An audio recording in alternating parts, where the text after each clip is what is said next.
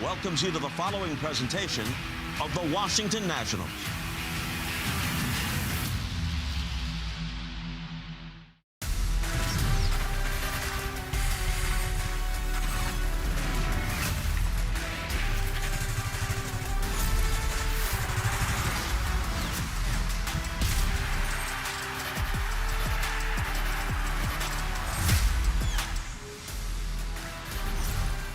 More road success for the Nationals this season. They pick up their 19th win of the 2026 campaign here at Lone Depot Park last night and making a bid for a 500 record and another series win on the road in Game 2 of this 3-game set against the Marlins. Let's check out this Nats notebook. 8-4 is this club over their last 12 ball games, including 4 one-run victories. 13 road wins this season, tied for the second most in Major League Baseball. In the bullpen, after a safe to say rough start, turned things around in a major way lately. Dan Kolko, Kevin Franzen. So, Franny, when you look at what's happened over the last couple weeks, what stands out to you? What's been the biggest factor in that 8-4 mark in these last 12 games? Guys doing their jobs and doing it where the offense isn't always there. And so what has to happen? You have to pitch well. You have to keep things tight. And we've seen it when, the defense hasn't been there. It's kind of gotten away from them. And it's allowed, the other teams to pull away. But when these guys have kept them in it, it's allowed for that offense to take off. Last 2 games, 6 innings, 4 hits, 1 run, 8 strikeouts. All are great numbers, but it's just holding the lead. Think about what they had to hold last night, right? A 1-run game for multiple innings. Same thing goes against the Twins, and you see this start to take a good trend, right? Like it's a snowball effect in a good way. One after the other coming out, doing their job. That's what you want to see. And all of this from a relief unit that has not had a lot of major league experience. You've got Richard Lovelady, the, veteran amongst this group. You got Mitchell Parker and Brad Lord, 62 and 48 appearances at the major league level between them, or amongst them, I should say. Most of those as starting pitchers. And then you get a bunch of guys that have been waiver claims, that have come up from the minor leagues and had success. So it's been kind of patchwork for Blake Butera and company, but they're getting the job done of late. That's the most important thing. And now a chance for the Nationals down here in Miami to pick up their 2nd straight win here, their 4th straight win overall, which would be a season high. It's warm in Miami, and the Nats looking to stay hot as well. Summer starts here. Toyota, let's go places. Well, National starting pitchers have been doing a nice job over the last couple weeks, but undoubtedly the guy leading the way is Foster Griffin. And last night, for the 2nd time in 3 outings, he went 7 innings, gave up 2 runs, 1 earned in the 1st inning, and then shut the door from there. Struck out 9, a career high, through 103 pitches, a season high for a National starting pitcher. And that season ERA for Foster Griffin now down to 2.12, 3rd best in the National League. You see Zach Littell getting loose there with a little balloon or ball under that arm. He's not going to start for the Nationals today. For the 2nd straight outing, he will be the bulk guy after an opener. Last time out, it was P.J. Poulin. This time, it'll be Richard Lovelady, who will get his first start of the season. He's coming off 7 straight scoreless appearances. Opposing him will be Jansen Junk. They've got some talented righties in their rotation. I don't think anybody would have expected that Jansen Junk would be their best pitcher to this point in the season, but that's exactly what he's been, at 2.82, that whip barely over 1, and not giving up a lot of slug. So the Nationals trying to keep things going here in Game 2 of this series. Wood, Lyle, Abrams, and Young among the many contributors for this Nats team, looking to take the first 2 in Miami. At nationals.com/Tuesdays today. Young out to left. This ball's carrying way back and out of here. The Florida boy does more damage here in Miami. Let's take a look at tonight's Papa John's key ingredients. And yeah, Jacob Young, the biggest swing of last night. It came in the 1st inning. All the runs scored yesterday in the 1st. And JY, some big improvements this season. Kevin Franzen, as we look at all of these steps in the right direction for JY, is there one that jumps out that's especially important? I mean, obviously, all of them a step up from last year. Well, I look at the ground ball percentage and I say, why is that such a huge deal? Getting the ball up in the air, you want to do that. That is a huge part of this. Ground balls from the right side, I don't care how fast you are. They're outs here in the big leagues. Yeah. And so the more times that you're on that ground and you think like, oh, put it in play, run Howard, and you're going to get that infield hit. No, it's an out. He's beaten by like a step and a half. And so get that ball in the air, drive the ball, be a problem. It's justifying having him in the order because of just not only the defense, but he's providing it offensively. And the Nationals have been a problem in the first inning this season. 3 runs in the first yesterday, giving them 36 in the first inning this season, most in Major League Baseball. Let's take a look at the Nationals 9 today. James Wood, the leadoff man. Good to see Louie back in the starting lineup. A few days off with some hand-wrist soreness, so he will bat second and play first ahead of Brady House. C.J. Abrams again the cleanup man with Dalen Lyle batting 5th. Young, Tenna, Millis, and Nunez round out the 9 for Blake Butera today. Yeah, they're going to be going up against a 30-year-old from Federal Way, Washington. That's Jansen Junk. There he is, 6'2", 197. Well, this season is making his 8th start, 2.82 ERA. 38 and a third with 32 hits, a 1.04 whip. Here's the part that you got to look at. If you look at splits versus lefties, 277 versus right, 148. That is a huge difference. Let's check out StatCast 3D, powered by Google Cloud with the 4-seam fastball, slider, changeup, sweeper, curveball, sinker. Very similar to, let's say, our very own Foster Griffin, where spin is huge. Stays off the barrels, goes to the corners, pitches with strikes with his spin, and then goes the off-speed stuff. So let's look at the Marlins defense with Kyle Stowers in left field, Marcy in center, and Owen Casey, he is out in right. Jimenez, Lopez, left side, Edwards, and Norby on the right with Joe Mack behind the plate.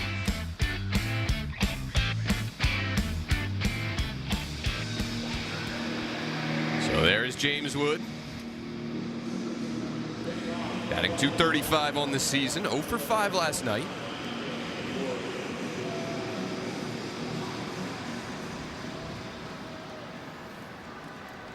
See if he sees a fastball tonight. Got a lot of spin yesterday. And some more there to start us off. Wood still 10 homers, 27 driven in.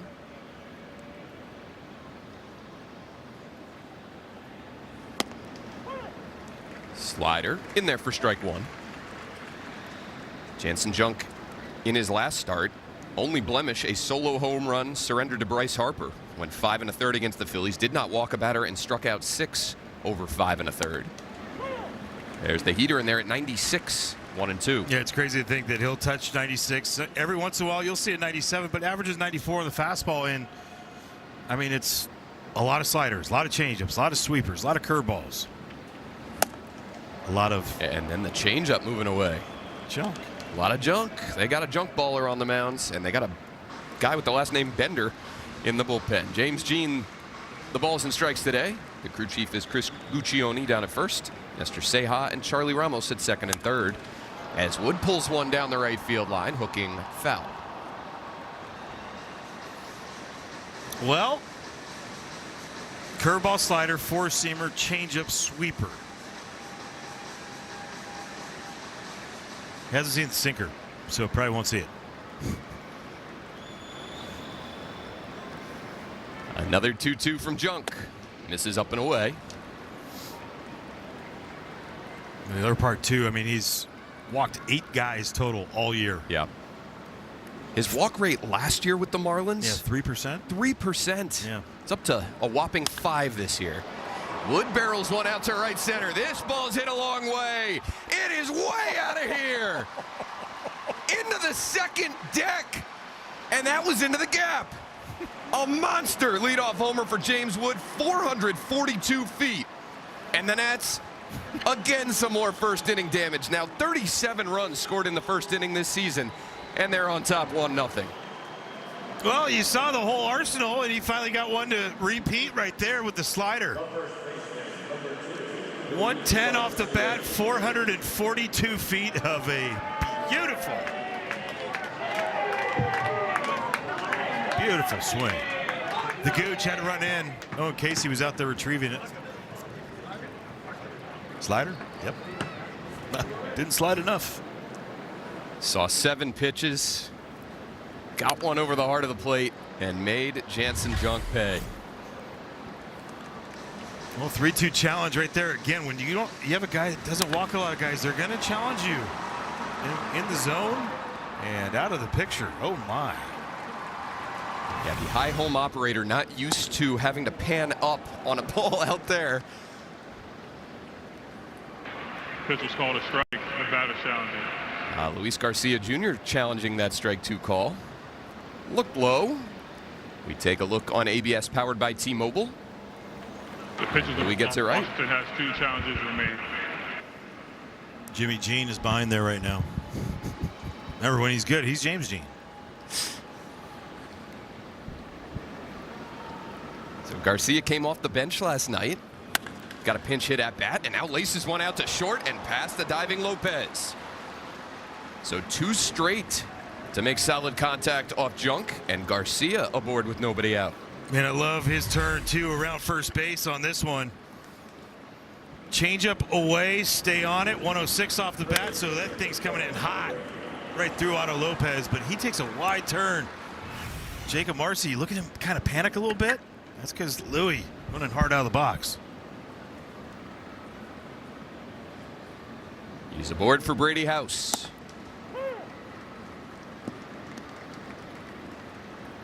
Most of Brady's damage this year coming against lefties. But he gets the start today in the number 3 spot. Jorbit Bibas on the bench. Gotta have some righties in there to break it up. Well, you technically don't. But again, like, he doesn't use the fastball a ton. But obviously he's throwing 2 fastballs to Brady. And Brady's good on spin, off speed. We've seen that so much in the past. But 50% of the pitches, or sorry, 60% of the pitches to righties are slider sweepers.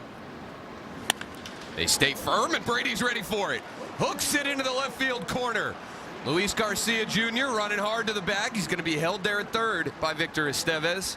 3 straight rockets off the bats of these Nationals. And there's 2 in scoring position with nobody down. Well, up and in with the heater. Brady short, quick to the ball, staying inside it nicely, keeping that fair. That's as good of a job as you could do right there if you're Brady House. Infield in for the Marlins here. C.J. Abrams swings at the first offering.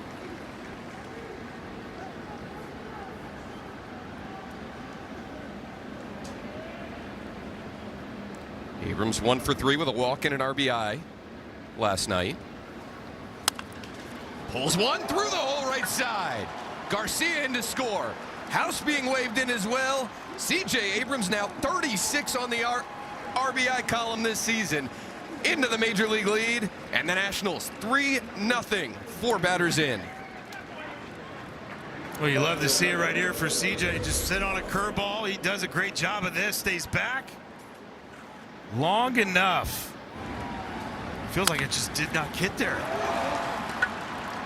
Great effort by Connor Norby over there at first base, but Brady House, great secondary, and a great send by Victor Estevez. Again. Homer, single, double, 2-run single. And for the 2nd straight game here in Miami, the Nationals have put up 3 runs in the first inning. And this is where you need to continue to add. You have got to get on no matter what, right? Knowing what today brings, right? With an opener getting to Zach Littell, give him that space. Give him that option of just being able to ease into this. CJ came into the game tied with Miami's Liam Hicks in the RBI lead across Major League Baseball. Now has it to himself. He's aboard for Dalen Lyle. He takes ball 1. Jansen Junk, last 3 starts, 16 and 3rd innings, 1 earned run. It went up. Short lead for Abrams at first. As Lyle pops one out to left center. Stowers giving chase. And finally a Nationals hitter retired. There's one away. I like the swing, though. Staying nice and easy inside out that way. That is good. Things are starting to happen there for Dalen Lyle. Base hit in his last at bat. Let's get him hot. Jacob Young, a big night last night. 2-run homer, also drew a walk. Takes strike one on the slider.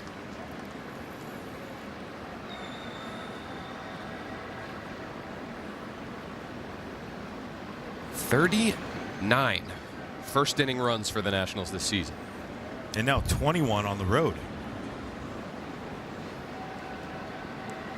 And I would say a lot of it is a big reason why the numbers on the road as far as the record-wise has been so quality. It's because I feel like recent years we've watched this and it's taken a while to get into a game. Yep. And they're right now jumping whoever's out there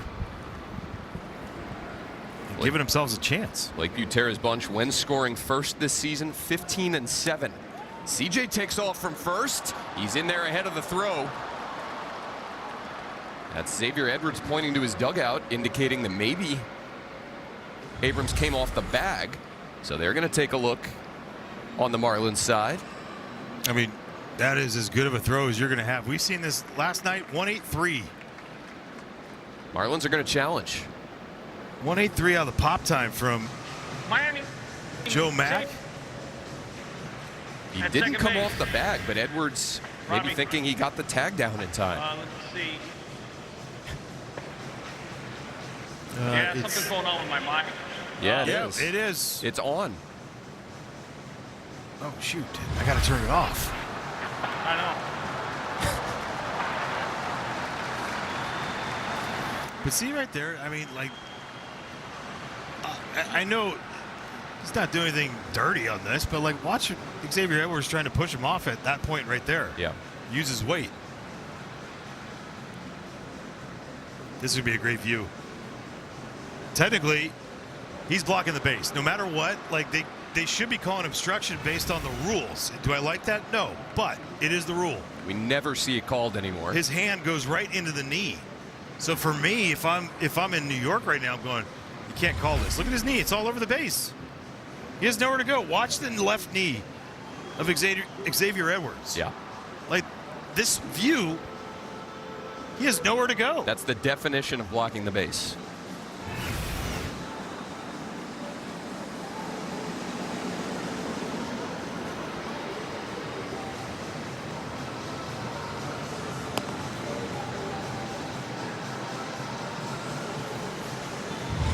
If it stands, CJ will have his 8th stolen base of the season.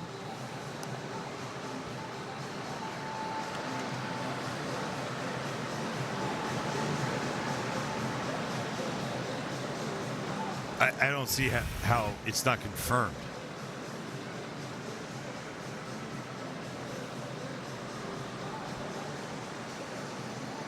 Clayton McCullough looking on.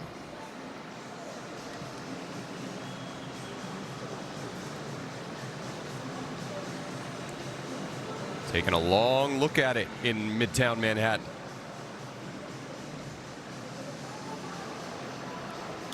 See it right side of your screen there. Yeah, turn the volume up in there for us. We'll let you know. Robbie. Yes, Robbie?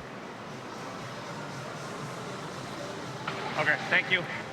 You're welcome. After review, the call on the field is overturned. The runner is out. No, what are we Miami doing? will What are we continue doing? challenge. What are we, like, it is the definition of blocking the base in the first place.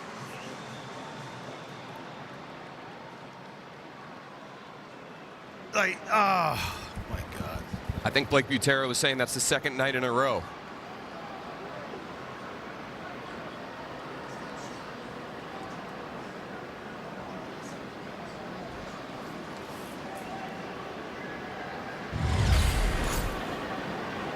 It's Chris Guccione, the crew chief, talking it out with the Nationals dugout. And this is the stupidity there in New York right now, not being able to just say, you know what, stands.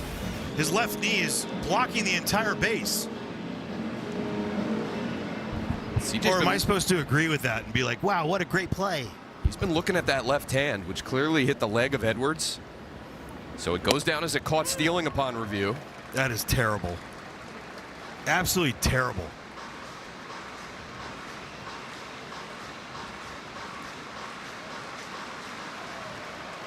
Base is clear now for Jacob Young, who has a 2-2 count against Jansen Junk.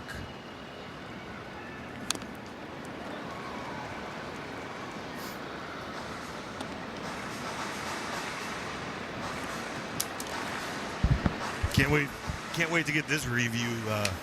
Yeah, check your email in a minute. Can't wait. Oh yeah, it was definitive there. Another 2-2. Young takes it low. Just get it right, number one, and that wasn't right.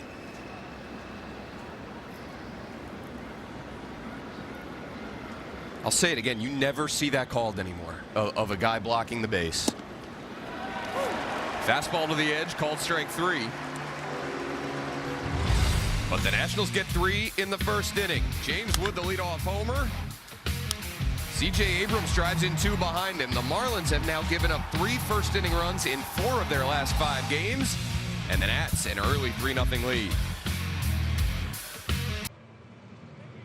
$7 at DQ. 3 runs on 4 hits for the Nationals in the top of the first.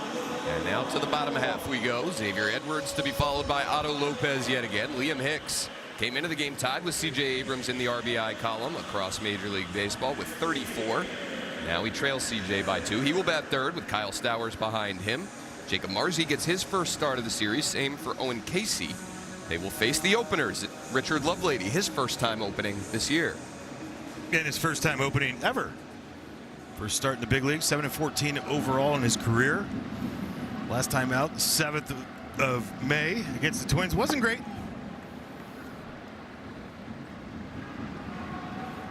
Went 2/3 of an inning through 16 pitches. Walked 2. Look at it with the sweeper, sinker, 4-seamer. Little slider to go along with it. Great extension. Switch hitter Edwards bats from the right side and takes ball 2. Led off the bottom half of the first inning yesterday with a homer. Also walked.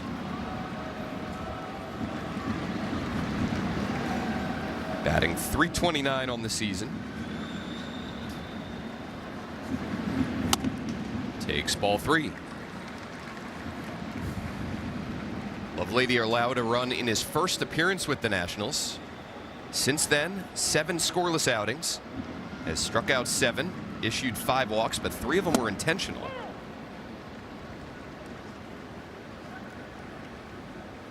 Three and 1 now to the 26-year-old Edwards.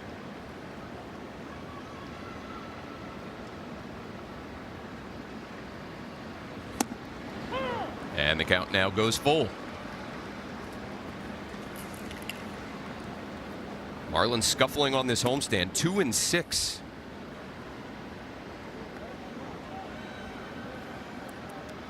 And a pitch clock violation on the hitter. That goes down as a strikeout for Richard Lovelady. Xavier Edwards does not argue. And the K for the lefty Lovelady. Well, you'll take it just for the fact of how... Well, that's an easy one. He knew it. He knew it right away.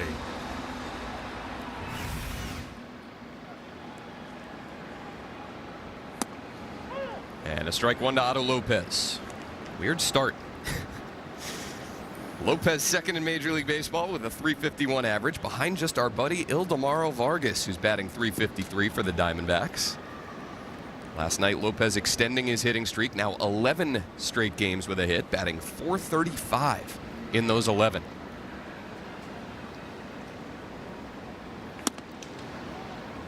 Sweeper misses the outside edge, 1-1.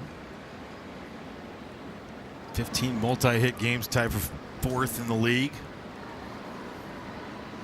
There's 5 3-hit games are second. Soft line drive out to second. Nasim Nunez will pick it off the dirt. And there's 2 outs. Well, let's look at the Nationals defense behind Richard Lovelady and company with Dale Lyle at left field, Jacob Young at center, and James Wood out in right field. House Abrams left side. Nunez Garcia Jr. welcome back on the right with Drew Millis behind the plate.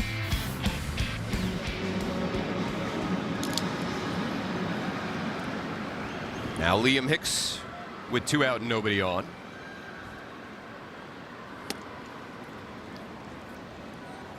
Batting .316, 9 homers, 34 driven in. 8th in Major League Baseball in slugging percentage, and a guy that was a Rule 5 pick a couple of years ago. Debuted last year. Hit 6 homers in 119 games. But a guy that doesn't chase, doesn't swing and miss much, and this year he's putting it all together.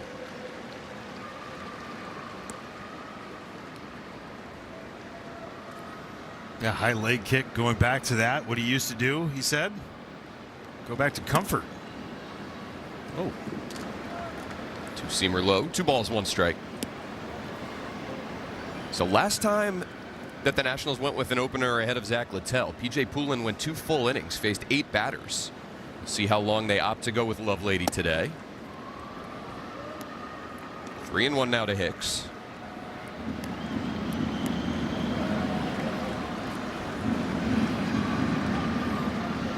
I mean, Stowers and Marcy you would think would be where you want to get through. Count goes full.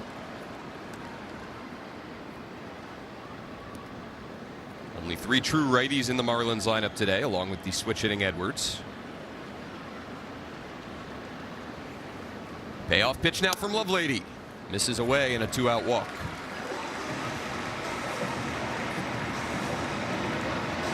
That's what you want to stay away from just in general, especially against in the 3-1 first inning that you have. Make them swing their way back into this thing, right? Don't give them a free pass. I don't care how hot they are. It's because it just seems to compound problems. The walk over and over. Kyle Stowers with 1 on and 2 out. A line drive out to right center. That's going to skip across the turf. Fielded by James Wood. Gets it in quickly. Windmill on at third.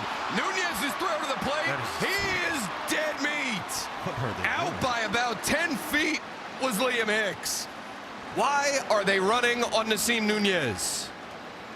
Just another assist. Chalk it up for James Wood, though. That's 3 outfield assists. Just give it to Nasim. Blake Lawley. Wrong decision, buddy. He's out by 30 feet. Enjoy.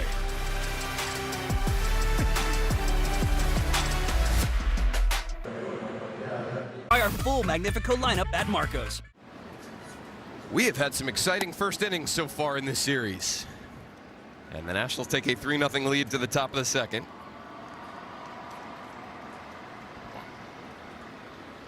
Nasim Nunez shows off that howitzer yet again. Hey, Dan, can I read something? You got an email for me? I do.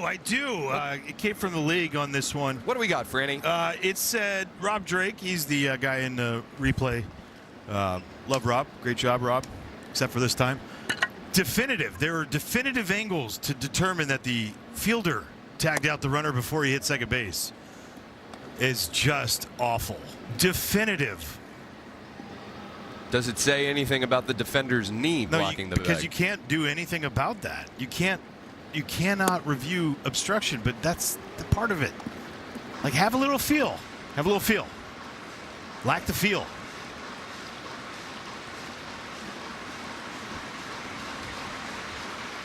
Anywho, we 95 out of the hand of Nasim Nunez on that one, by the way.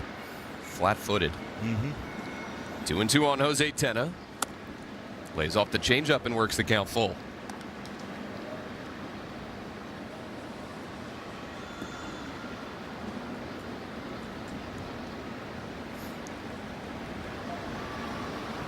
Payoff pitch from Junk. Misses down and in. Another great plate appearance for Jose Tena. And he's aboard leading off the second. Great plate appearance. Just to, number one, getting that against Jansen Junk. Doesn't walk many guys in general. We talked about last year's 3% walk rate. Just to put that in perspective, league average is 8.5%. So 10 outboard on the free pass, and here's Drew Millis. Came into the game yesterday as a defensive replacement, but his last start, his best offensive game of the year. 2 for 4 with a double and a homer. Came Wednesday against the Twins. Can't get to the changeup, and it's 0-2. That homer is first of the year. Got his RBI total up to 5 on the season.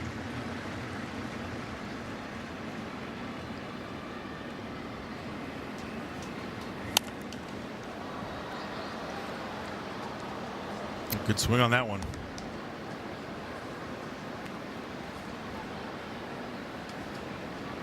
Can't go up there with intent. Don't feel for hits. Try to just, get a pitch, swing.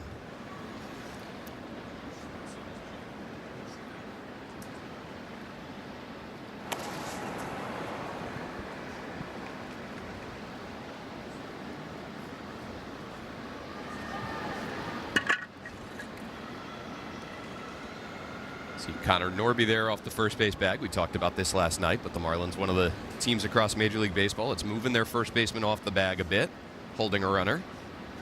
It's not new. Seeing it more and more. Pete Alonso used to do this for years. A bunch of teams have been going to it. They just have guys that are extending to the point of almost like to the cut.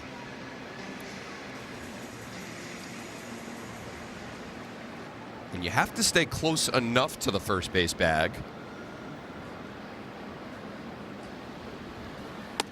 Millis takes it away, 1-2. It's a lot easier to tag backside, bigger part of the body than it is the hand going flat on the ground there.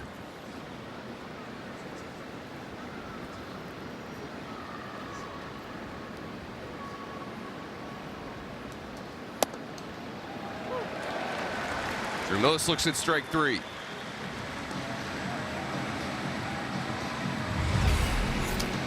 Well, how about this play? Kyle Stowers doubling the gap. Great job by James Wood. Look at him just get it in. 100% that's on James. And then 95-mile-an-hour throw. But again, that is because James Wood got it and got it in right to the cutoff guy to get it to Nassim so quickly. That play was allowed to happen. But why were they going? I don't know. That's twice in the last 3 games that we've seen a very just bad sends by third base, do not even warrant, they're not warranted. Jacob Young, sac fly, throw out. Nunez fouls it off left side, 1-1. But you love to see it when they're gifting you those, you take advantage of it.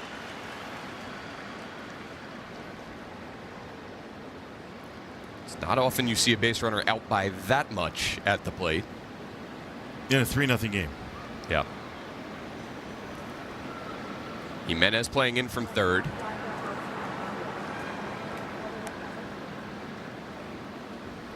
Nunez dropped down a perfect base hit bunt last night. Also walked and stole 2 bases, giving him a major league leading 16 bags on the year.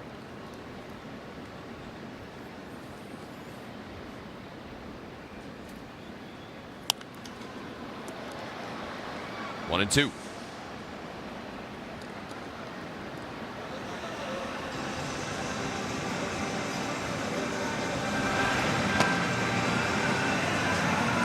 The bulk guy, Zach Littell.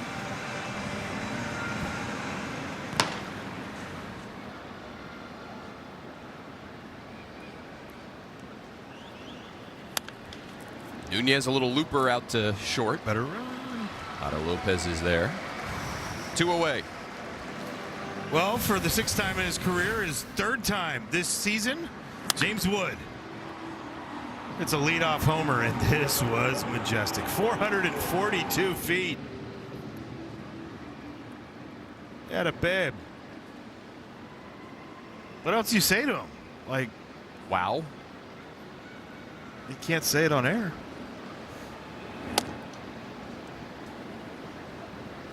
Joe Mack going to challenge that ball 1 call. The pitch is called a ball. The catcher's challenge.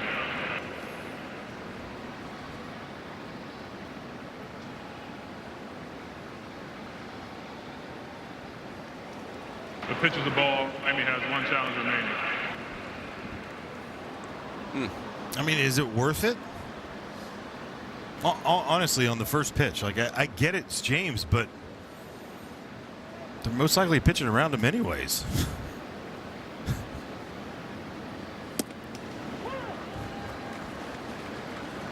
And now Wood gonna challenge. Pitch was called the batter challenge.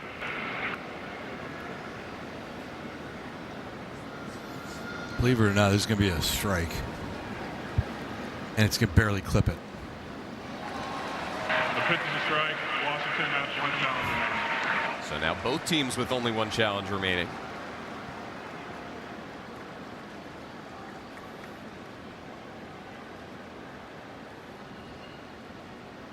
One for 9 for James. Tennant barely gets back.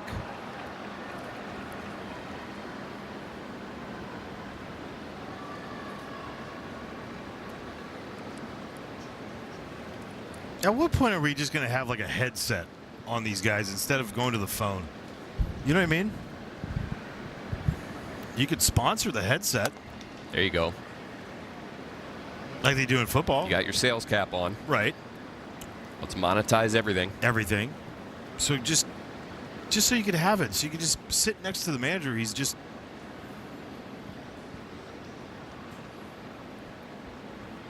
The 2-1 now to Wood. Taken in. They could look like Chip Winfield in there. Check out our hot corner bottom left of your screen. Swinging at 36.8% of pitches this season. Lowest in the National League. That was a nugget dropped by Kevin Franzen on Sirius XM earlier today. My bad. I mean, it's crazy to think, like, the conversation was about Manny Machado, and he's, like, swinging the least amount that he has in over the last 5 years and struggling. Like, he and CJ are so similar. Like, they need to chase a little bit. He's not chasing. He's not swinging. And then I'm like, it's like, that's very little. And then James is 10% less than that. The 3-2 taken for ball 4. The 35th walk drawn by Wood this season. And now 2 on with 2 out and 2 walks in the inning against Junk. And that was a... Let's just say if they had that one, I think he gets it. I think if he took it, if he did his overturn. Do you think that or no? We don't have the strike zone box on our monitors here in the booth anymore. But that was close. But this is what happens when you challenge pitches early in the game and early in the count. You don't win that challenge, and you have to be so much more judicious the rest of the way. To a board for Garcia, who roasted a ball out to left back in the first inning.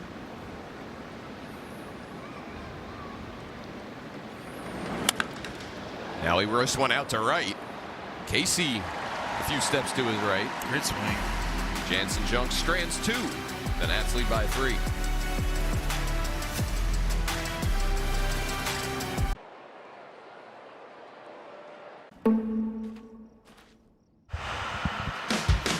Don't miss a moment of baseball season. Stream Nationals games at home or on the go for just $19.99 a month, or $89.99 for the remainder of the season. That sounds like a deal. What do you think, Dan? Get in on the action. Yeah, get your 7-day free trial now at nationals.tv. Your Nationals have a chance to get to 500 today.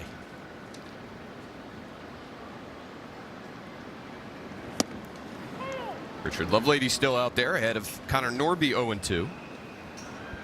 This would be the latest into a season if the Nationals win today, that they have a 500 record since May 14th of 2024. They won game 1 of a doubleheader that day to get to 500, then dropped the nightcap to drop back a game under. But with the schedule that the Nationals have had to this point, you're going to face tough teams throughout the course of the season, but we talked so much about the first few weeks, how many reigning division champions they were facing. And to hang in right around the 500 mark through 40 games, impressive. As House throws out Norby for the first out in the second. And standing alone in second place in the NL East.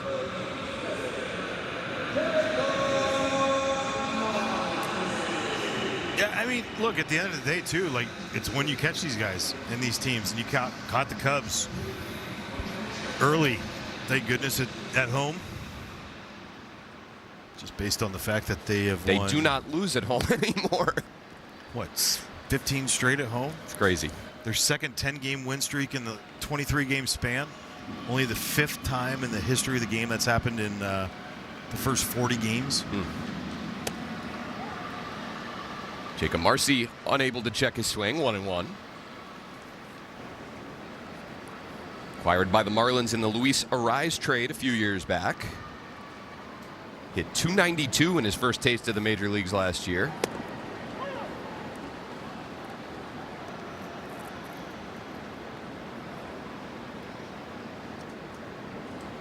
Slow start this season, batting .175 and OPS in the mid-500s.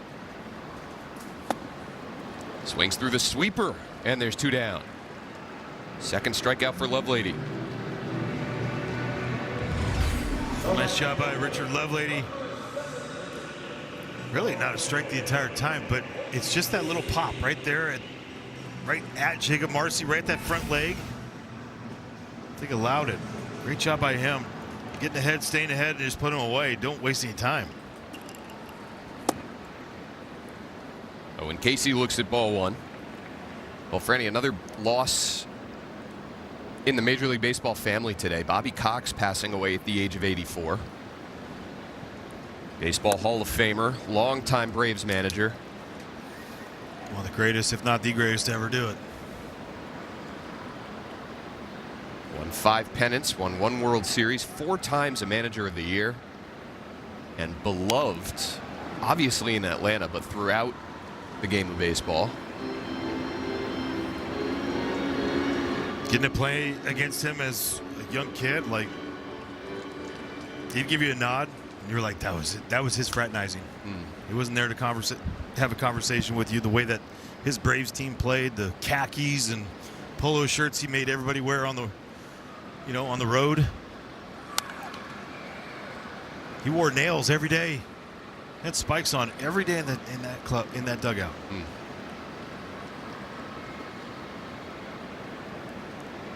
The most ejections in the history of the game. I mean, it wasn't even close. Some epic ones.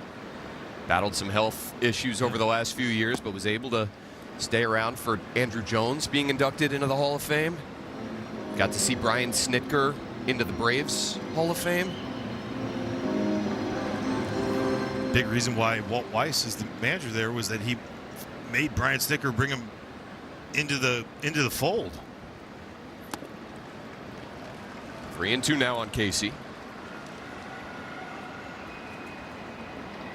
He's a legend in our game. It's unfortunate again that we lost yet another legend. A winner of more than 2,500 games as a manager. 25 years as the skipper for the Braves. Lovelady strikes out Casey, so 3 Ks for the lefty. 3-0 Nats through 2 as we mourn the loss of Bobby Cox. Phenomenal baseball man. Will be missed by so many.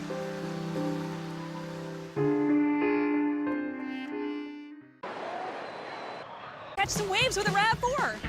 Still got it. Buy a spacious Grand Highlander with special 4.99% APR financing, or get special low APR financing on an all-new 2026 RAV4. Your summer starts here. That limbo. Toyota, let's go places. 2 more zeros put up by Richard Lovelady. First start of his career. And he goes 2 scoreless innings, and now Franny, over his last 8 appearances for the Nationals, 8 2/3 scoreless with 10 strikeouts. That works. Do your job, right? That's all they're asking. They're not asking you to be perfect, but with that, he's been perfect. Busted bat liner back to Jansen Junk, who snags it. Grady House is out number 1, top 3.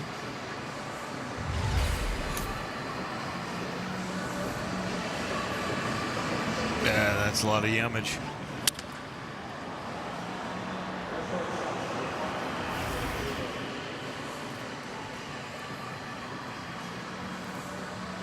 Now C.J. Abrams. Average up to 296. OPS at 938. 9 homers, 36 driven in. Among the league leaders in so many categories, Franny. I asked him earlier today what he's proudest of to this point in the season. He said the walks. He should be. He's drawn 18 walks this season, helping him to an on-base percentage that currently is close to 400. And I just think that's such a mature response. I mean, he now has the most RBI in baseball. The slugging percentage is high. 9 homers, that batting average close to 300. There's so many different ways that he could go with it. But he said it's the walks. It's allowing him not just to get on base, and as you've talked about so many times, just ride out those 2, 3, 4 week-long stretches where you're not getting hits. Oh. As he crushes this one out to right center. Abrams watching it fly off the wall in right center. It'll skip away from the center fielder Marcy backing up, and C.J. Abrams into third with a triple. He's walking, he's crushing, he's driving in runs, doing it all for the Nats this season.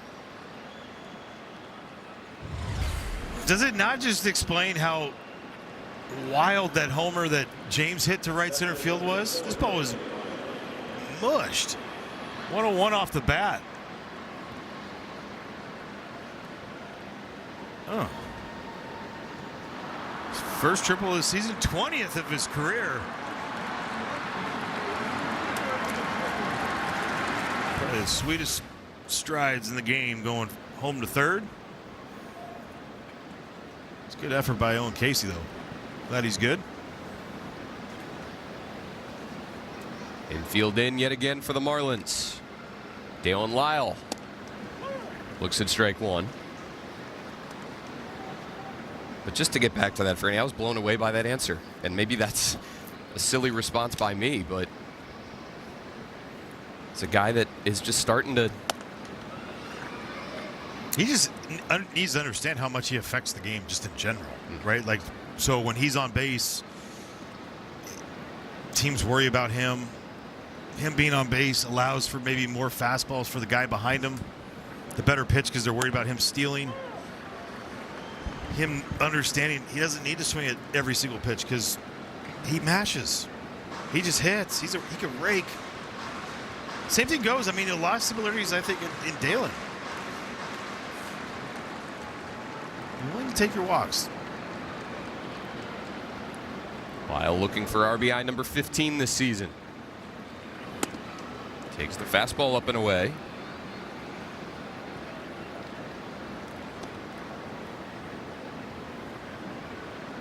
Jansen Junk has not been able to settle into this start at all. Leadoff homer for James Wood in the first. Nats scored 2 more after that. They drew 2 walks off of Junk in the second inning, and now Abrams at third with 1 out in the third. And Lyle smokes one out to center. Marcy will track it down, but Abrams will tag from third, score easily, and it's 4-0 Washington. Just another great AB right there from Dalen Lyle. 3 in a row. You go back to last night's single and his last one, and great swing on the first one today. Sack fly on a ball slightly up on a changeup. He gets it 104 off the bat. And he's now 7 for 12 in that situation, getting that runner in from third, fewer than 2.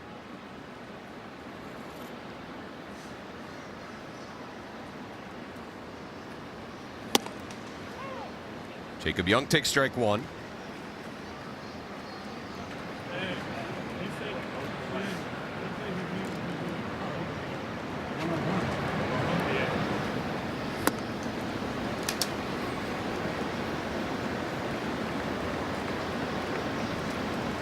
Blake Butera talked on the last homestand about how he wants to see more communication during starts or during games. What are you seeing against this opposing starter? Teammates talking to teammates, coaches talking to hitters.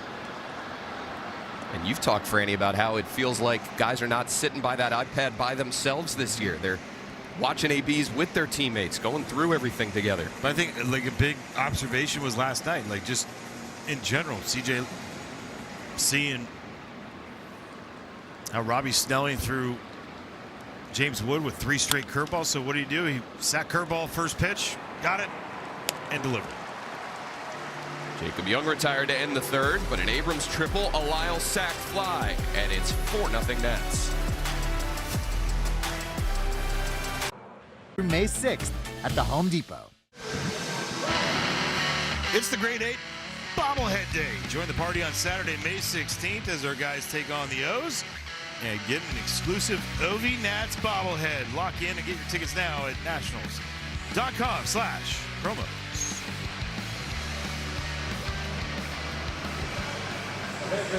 CJ Abrams has driven in 2 runs.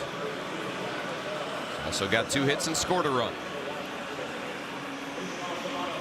So here's Zach Littell after 2 scoreless from Richard Lovelady. The bulk guy Littell coming off a solid one his last time out. Yeah, 8th game this year. Look at the numbers, and you go back, for me, you revert to the 3 2/3 against Milwaukee on the 3rd of May with only 1 hit, 1 earned run. Gave up a walk, 1 strikeout. I mean, they were so aggressive as he faced 13 batters in that game. So aggressive from the very first pitch, really. Liner past Luis Garcia at first.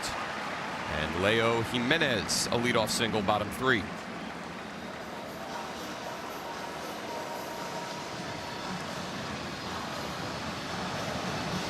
Well, you got a slider, 4-seamer, split, sinker, and the sweeper, all above 10%, so you give credit to all of them. Lefty's going to get 4-seamer, slider, split, little sinker every once in a while, slider, sinker, 4-seamer, sweeper, split, all 5 to right-handers. Fastball misses to Joe Mack.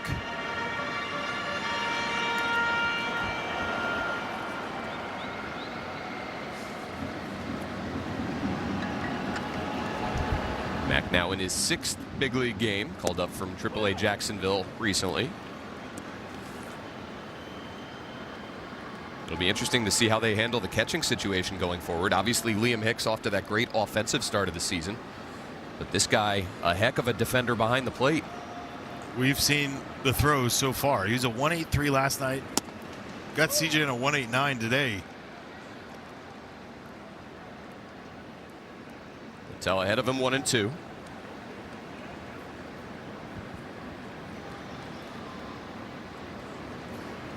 Mack, a former first-rounder out of Williamsville, New York.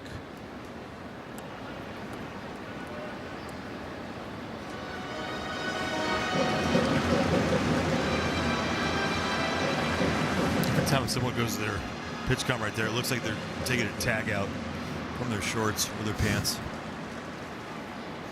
What is this? Missing away, 2-2. Head behind even. That's such a big thing here for Zach Littell. Behind 813 slug, even like this is an 811 slug. It's a 400 slug when he's ahead. Count goes full to the number 9 man.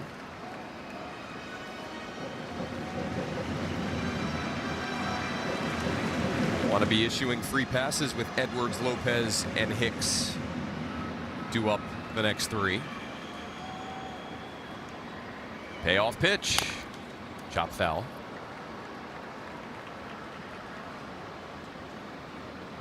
The home run ball has been a problem for Littell last season, this season, but this is a Marlins team that does not hit many homers. Tied for the 3rd fewest of any team in Major League Baseball, just 29 on the season.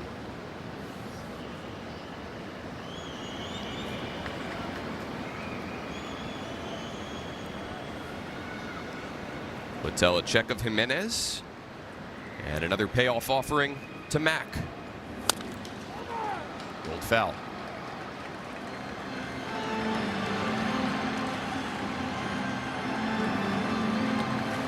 Four-seamer, slider, splitter, four-seamer, splitter, slider, splitter. Who? Let's work backwards.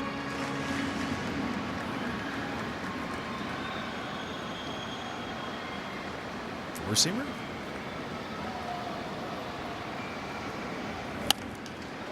Yep. Fouled off. Thought they might have gone four-seamer, then right there in that spot. Why not go sinker off that?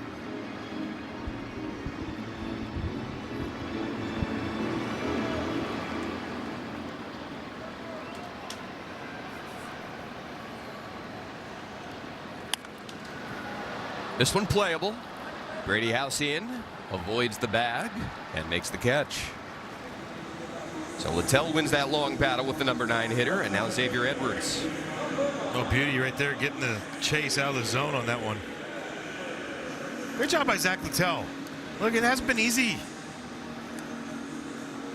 He had a fantastic outing that last time against the Brewers. Build on that. Give up a first batter hit, and you're like, oh, man, you get in this lengthy at bat, and you continue to make your pitch. He did that. It's another win. Xavier Edwards struck out his first time on a pitch clock violation. That was after going up 3-0. Yeah.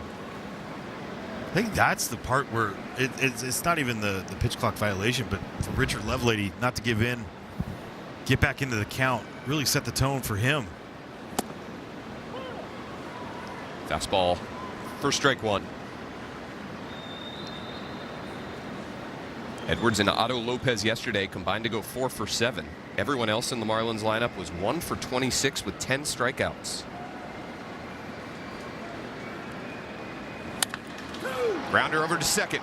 Nunez to second for 1. Back to first, a double play. Edwards can fly. Nunez and Abrams both quick. And a 4.63 gets Littell out of the third. Well, it starts off with the throw. 1 + 1 = 2. How about that? Perfect feed. And CJ with the quickness. What's in your mind? The 4th inning of Nationals baseball is brought to you by your Washington area Toyota dealers. Shop Toyota for legendary style and reliability. Check out the all-new RAV4 at toyota.com. The Bobblehead Museum here at Marlins Park, Lone Depot Park. What do we got there at the top? Is that a Snoopy bobblehead and then a skeleton in a Rangers cap? That looks like Snoopy for sure. Well, that's Snoopy for sure. I'm like looking really hard at this one. I don't know. It's kind of weird. Day of the Dead. Dia del Muerto. What's that jersey? I'm happy. I don't get it. No. I don't get it. At least they're moving. Strike 3 to Jose Tena, who's down on 3 pitches. Yeah, does somebody go in at the start of every game and start the bobble? Or have they just been bobbling for years now? Maybe you have a fan in there that's strong enough to get him to bobble. No, the truck just ruined it for us. It's a motorized display case. So the display case can get up and move? It slides from side to side, I guess, to get them bobbling. Yeah, Dan, I thought that's your new talent you're going to find. Yeah, I just opened a fortune cookie. Said I will soon discover a new talent. I'm not a very talented individual, so I'm fascinated to see what this is going to be. Me too. Remember to stretch. I'll let you know. Yeah, make sure you hydrate and stretch. Okay. 0-2 now on Drew Millis. So 5 straight strikes from the junk baller here to start the 4th. Through 61 pitches through his first 3 frames. Changeup misses. 1-2.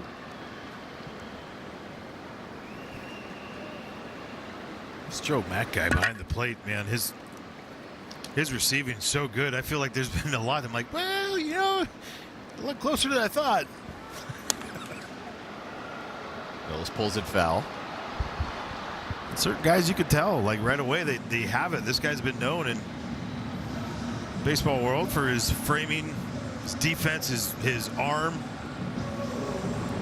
So it makes sense when we've been watching him for these 2 games. Like, yep, that makes sense. Looks like a strike.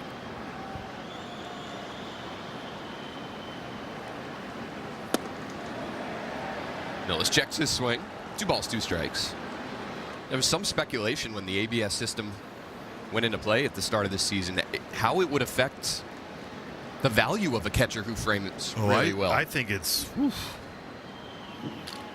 I think the value's incredible still, because I mean, think about guys that watch the ball in.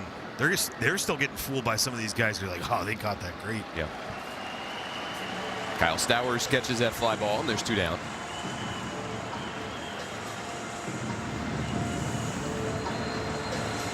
So now 4 straight retired by Junk. Guy who spent his offseason at driveline, dropped his arm angle by a little bit, but Franny, I thought this was interesting. I was reading, he said it's not changing the arm angle that benefited him. It was changing his trunk rotation. Oh, yeah. Able to rotate more naturally now. And the arm just kind of has a different path, a more natural path. Joe Mack going to challenge that ball 1 call.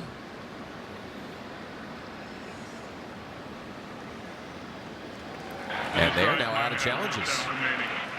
No, they got that. Oh, called a strike. Sorry.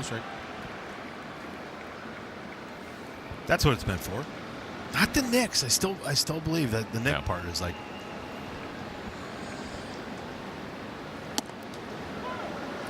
Oh, and 2 on Nunez. The Junk has seen his fastball velocity increase about a mile per hour. Guy that they signed to a minor league deal before last season. Started as a reliever for them, a bulk guy out of their pen. Worked his way into the rotation. And he has stuck. Well, when you're in the rotation and you have last year a 114 and then this year a 104 whip, it's going to help. Right? You're not allowing those base runners to get there. You're being efficient with your pitches. He could do something that, what they, as the Marlins organization, is trying to do a lot more of, which is throw spin. You see Nunez called out on strikes, went too far. So 2 strikeouts for Junk in a 1-2-3 fourth.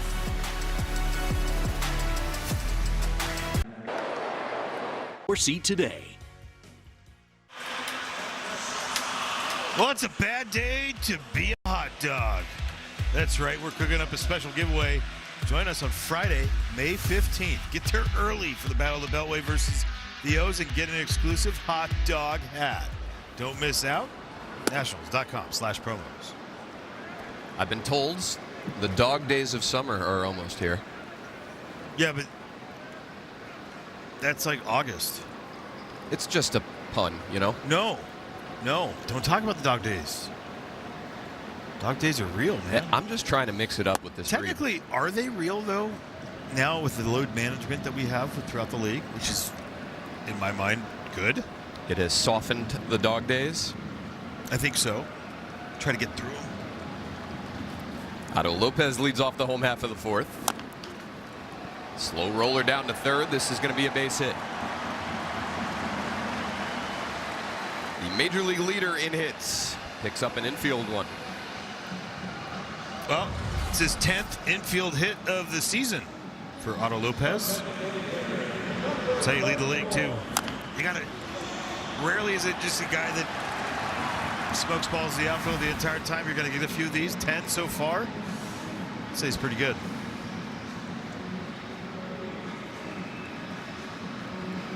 Good pitch though. So a leadoff man on for the Marlins for the 2nd straight inning. Ahead of Liam Hicks. Sends a fly ball to right center. Young and Wood giving chase, and Young calls off his right fielder. I just wonder, part of me with this place, when it's loud, when there's a ton of people here, and there's an atmosphere like we see in WBC, because I don't think we've ever heard this place where they've had to communicate really so loud, and I feel like guys get out of the way easy. I wonder what that would be like. I wonder if there is that communication problem. The last time that I can remember it being at all an issue here was the Jose Fernandez starts. Every single time. Drew Millis now going to challenge a ball 1 call. A lot of challenges in the first 4 innings today. I got a strike.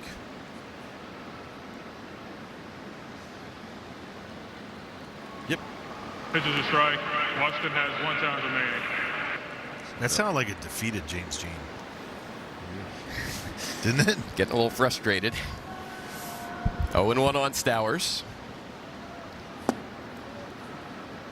Picked up a single in the first inning, but the inning ended on that play. James Wood getting the ball into Nasim Nunez, who cut down Liam Hicks at the plate.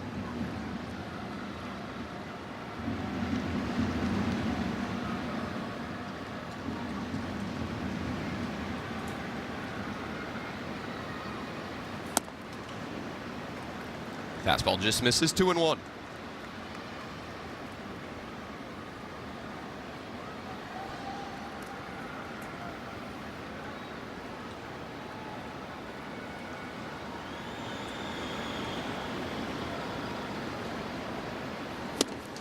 Swung on and missed.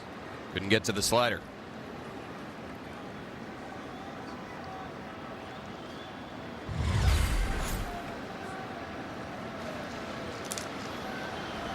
Nice one. Maybe that sets up how we want, we talk about this. How do you start them? Is how you want to finish. Splitter down and away.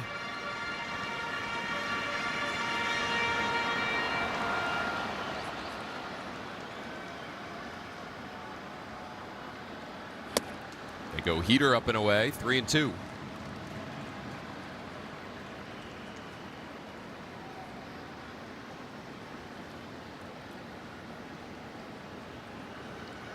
See Connor Norby on deck. The two former Orioles batting back-to-back here in the Marlins lineup today. Oh.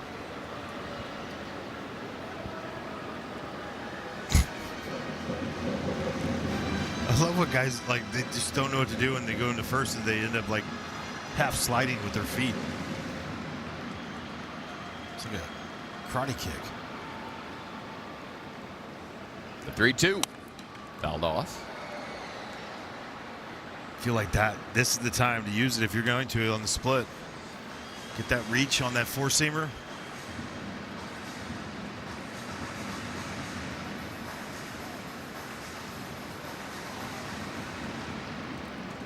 Nasim Nunez shaded well to the pull side. Ahead of another 3-2. Again fouled off.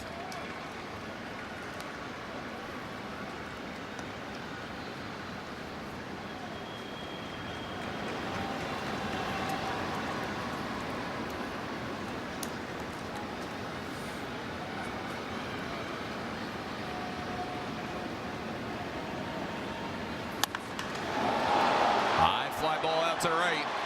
James Wood looking up, and Kyle Stowers has his first extra base hit of the season. 2-run homer for him. Cuts the Nationals lead in half here in the fourth. Well, he did it on the split. It's not the time, for me, it was after those four-seamers to use it. When you've already slowed him up and sped him up with the slider, the pitch before, don't go to the split. And he hangs it right there in the middle of the plate. Not trying to do that, but and that's what happens when you stay through it. Great change-ups. We've seen guys do that down low in the zone, but you get that length in the swing, you're going to clip one like that.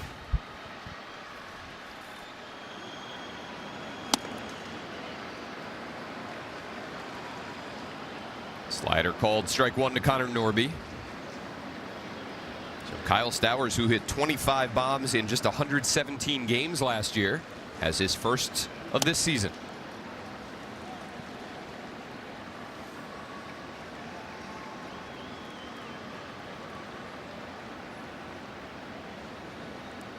Just the 30th homer for the Marlins in their 40th game played. Pulled foul. 1-2.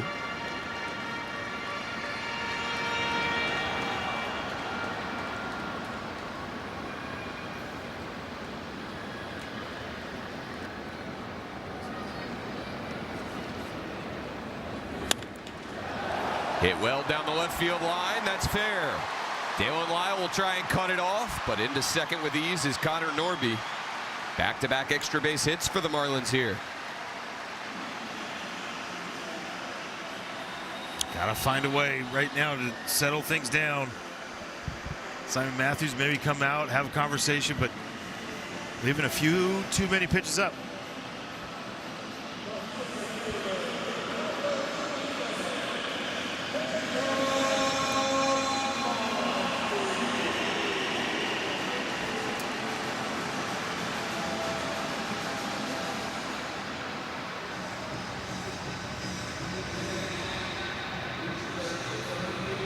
Infield single by Otto Lopez started the inning. He came around to score on the Kyle Stowers 2-run homer, and now the double for Norby puts him in scoring position for Jacob Marcy.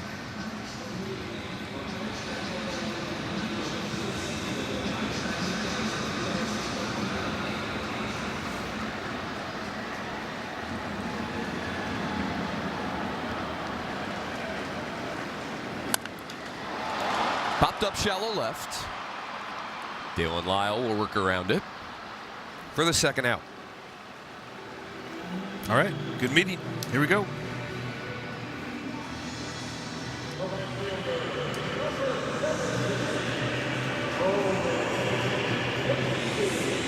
It'll bring up another lefty, Owen Casey. One of the big acquisitions by the Marlins this offseason. They traded Edward Cabrera to the Cubs. Got back the consensus top 100 prospect Casey, who looks at strike one from Littell. Casey just 12 games at the major league level last year, but in 99 games at AAA last season, hit 22 bombs. Yeah, he was one of those that was surprising when he got traded during the offseason because of Kyle Tucker leaving. It was his job, but they were trying, I guess they were really opening it up for Matt Shaw to be out there and Seiya Suzuki.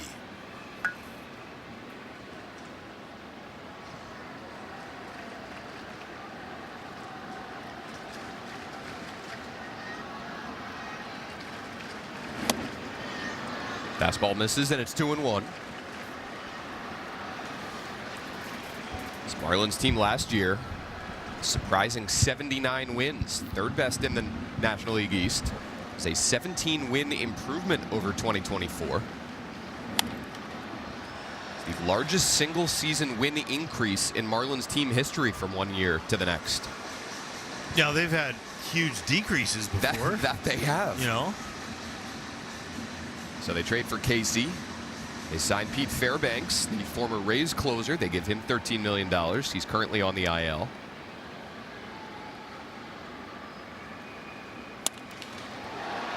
Couple hops out to C.J. Abrams. Stayed down on that one and throws out Casey for the third out. The Marlins get two, but James Wood ready to lead off yet again. Garcia and House to follow in what's now a 4-2 game. And right now, we'll even pay off your phone up to $800. 4-5-0 Nats, 2-5-0 Marlins. Going top five. James Wood, a homer and a walk. Gets his third look at Jansen Junk. That the 75th pitch for Junk.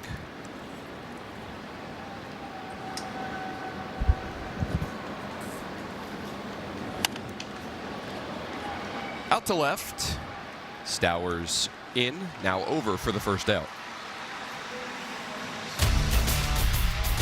Let's take a look at that StatCast home run by James Wood, 109.6 off the bat. Yeah, that is one of his higher ones, but it's also one of the longer ones. 442 on that one. So he's got one 442 to left center. He's got one 442 to right center. It's an equal opportunity home run distributor. Oh, yeah. Garcia squares up another ball. That's 3 barrels for Louis today. And aboard for the second time.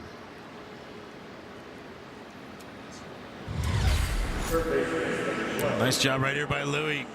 Get something up in the zone, not down. 104 off the bat. So 106, 100, and now 104. Nice return. Grady House with a man aboard. Swinging first pitch and fouling it off right side.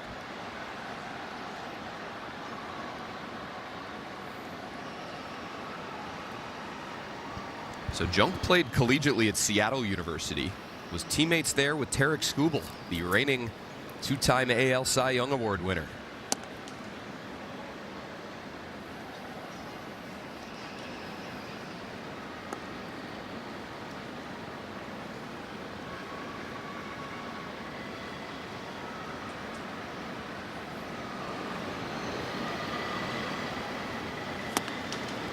Good slider. Gets past the barrel of the house. 1-2. Yeah, I hope Scooble, though, donates more than he does. What was the arbitration figure this year? Like $32 million? Yeah. That'll play.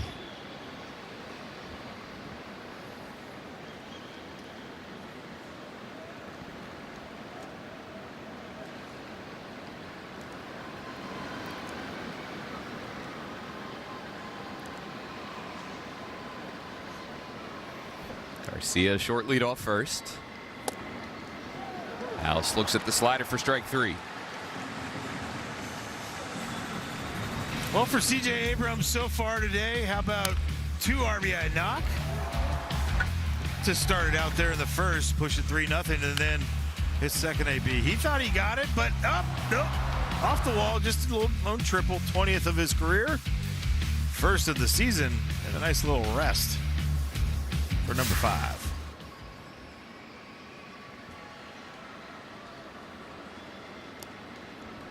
Now batting .301 on the season. OPS up to .960.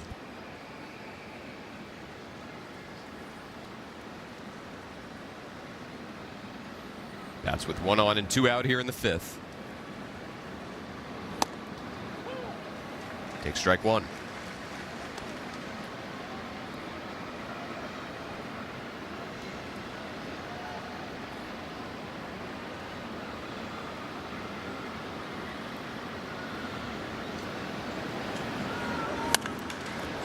Out to left center. That'll push Stowers into the gap, and he'll track it down.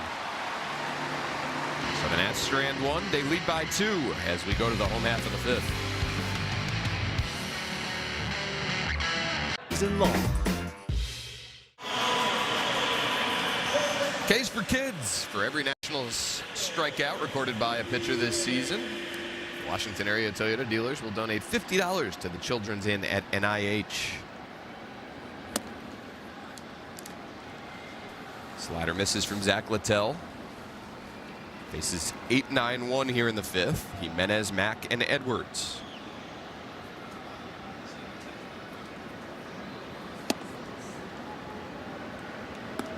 Doing it. Yeah, second time around now. Get to see what teams are, how they're going to look. I mean, Jimenez was looking very hitterish the first time up, just hit one to right. Second time for teams, that should be, that looked like a close one. 396 average, 750 slugging percentage in the second time through against Zach Littell this year. He's had some long counts in his first 2 innings.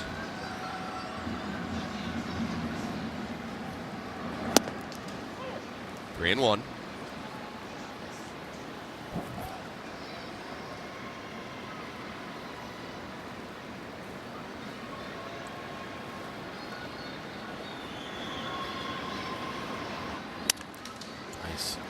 Broke a bat. Nasim Nunez from the shortstop side of the bag throws out Jimenez. Well, we get to see the cannon from the double cut earlier. How about we'll just cutting this one off? He's got the best angle. The exchange again from Nasim Nunez. It is so quick and smooth. It just allows whatever the throw may be, like just so much time.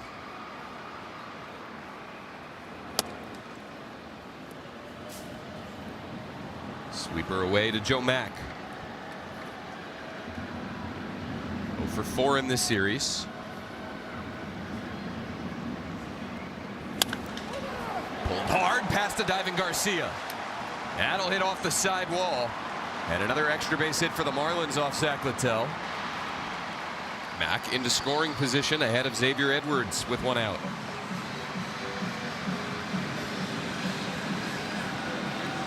Well, I thought there wasn't a lot of room for it to get by Luis Garcia Jr. right here. Fastball up in the zone, hammered. He was late. Was not ready on that one. And that's been the issue, though. I mean, he's been so good this year being ready. Every pitch.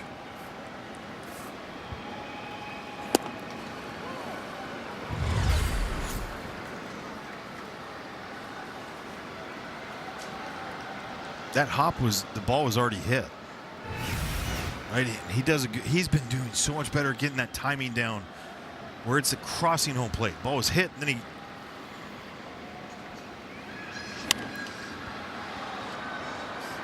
Edwards fouls it away, and it's 0-2. We've seen that at times in the past where his hop kind of trailing the pitch crossing the plate out at second base. Yep. It's different, but that's a part of the mental side of it, right? Where you cannot take a pitch off. It's like the word assume. Right? You know what happens when you assume. Exactly. So I mean, I feel like that's the moment of what.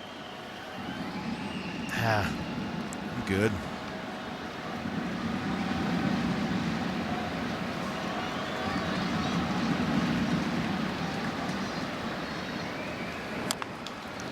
Chopper back to Littell. Base runner freezes at second. He bobbles and he has no play.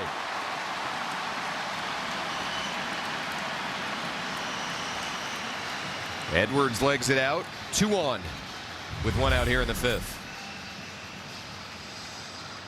Yeah, I wonder if they give this an error. This is right in front of them.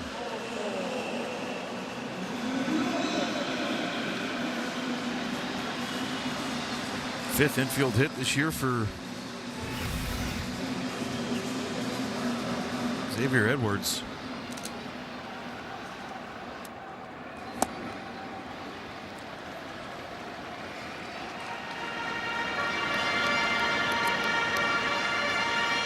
Two on for Otto Lopez.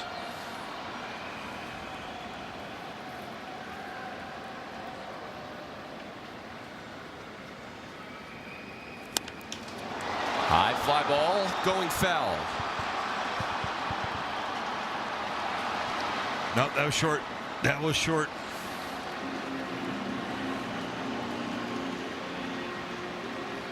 They do give Littell an error on that. 3rd error in this series by the Nationals.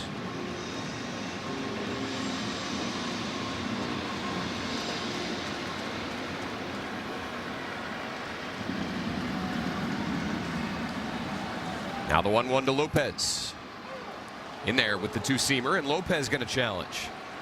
I believe this is the 6th ABS challenge we've had already today. Yep. 21st overall for James Jean in his ABS season.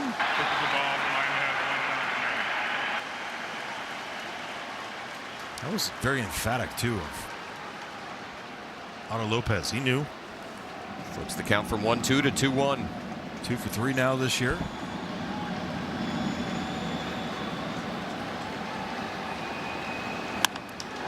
Out to center.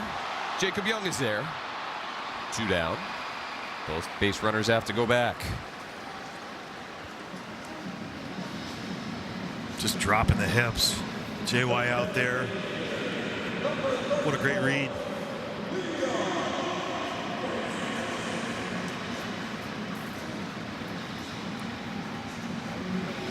Do you think on their card, like on JY's card, they give it all the numbers and stuff, where to go, and then at the bottom said, just, you're awesome? I think I would put it on there. Just be you. Big battle here. It's just the 5th inning. But 2 on, 2 out. And Zach Littell facing Liam Hicks.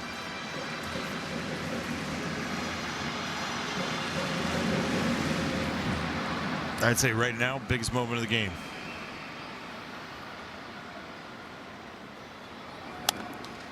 Fouled off, 1-1. Just with what Liam Hicks has done this season.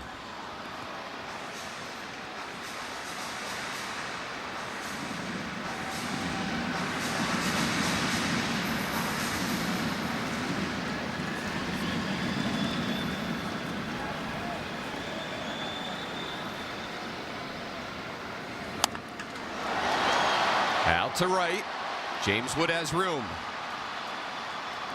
Couple fly ball outs induced by Zach Littell. Strands 2 in the 5th. And on a beautiful Saturday in Miami, the Nats take a 4-2 lead to the 6th.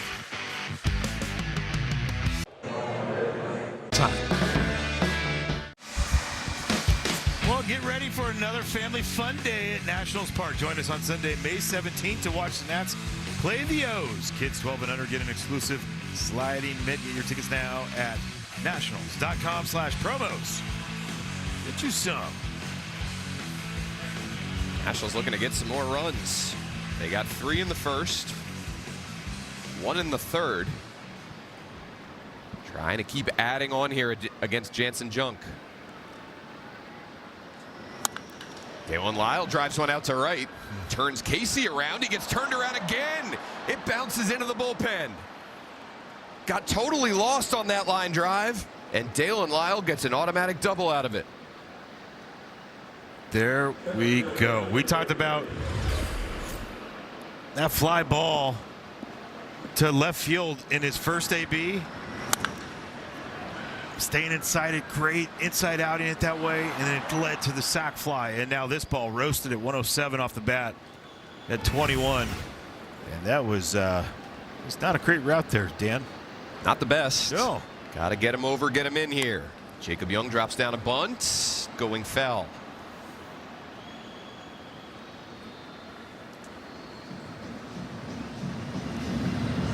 Don't mind that one. Look, you can kind of bunt for a hit on that first one, but the second one has got to be down.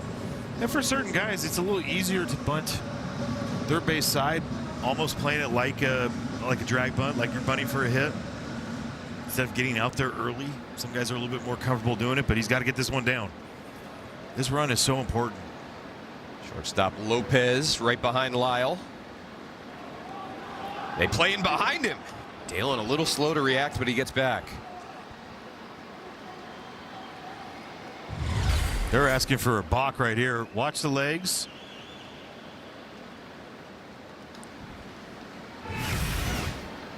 I don't know what they saw.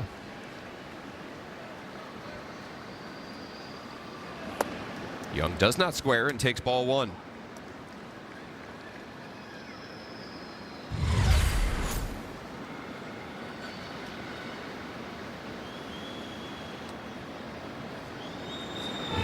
Drop glove from Joe Mack.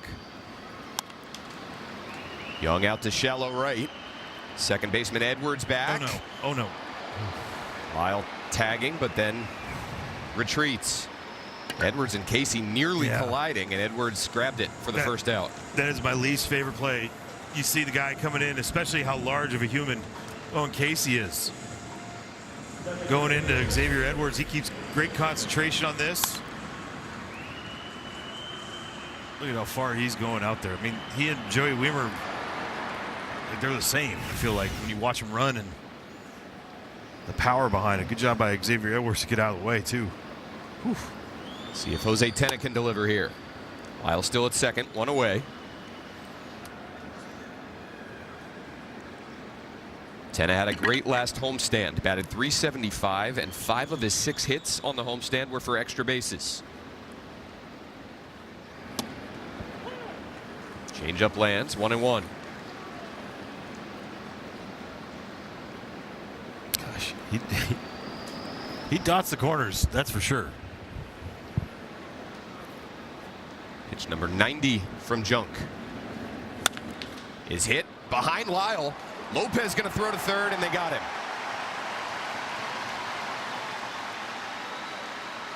2 outs here, top 6.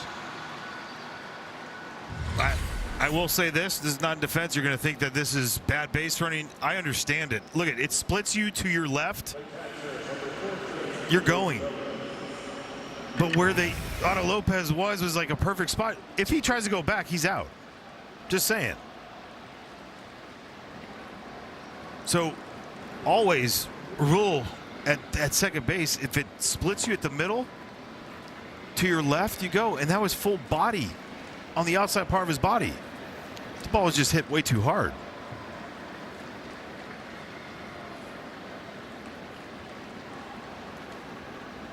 .105. 6-5 on the fielder's choice. Tena at first. 1-1 count now to Drew Millis.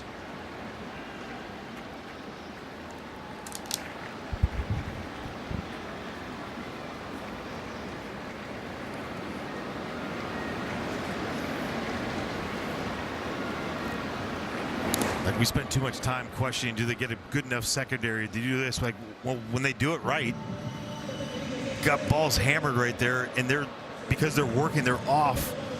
What are you supposed to do? Yeah. That's it. That's the only thing you do. Hang with them. Maybe stay in a rundown. Maybe that's the only thing. Maybe Tanner gets the second, but that takes. Millis down the right field line, but fell.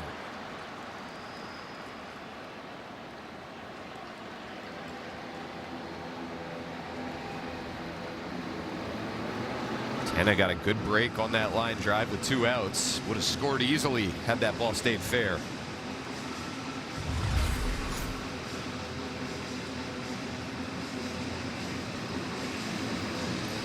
It's crazy as that looked like it was right next to the line from up here. Yeah. That was way foul.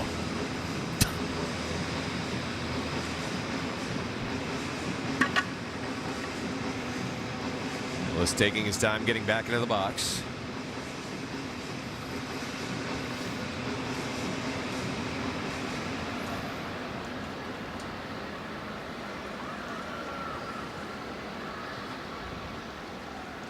Ready for a 1-2 from Junk.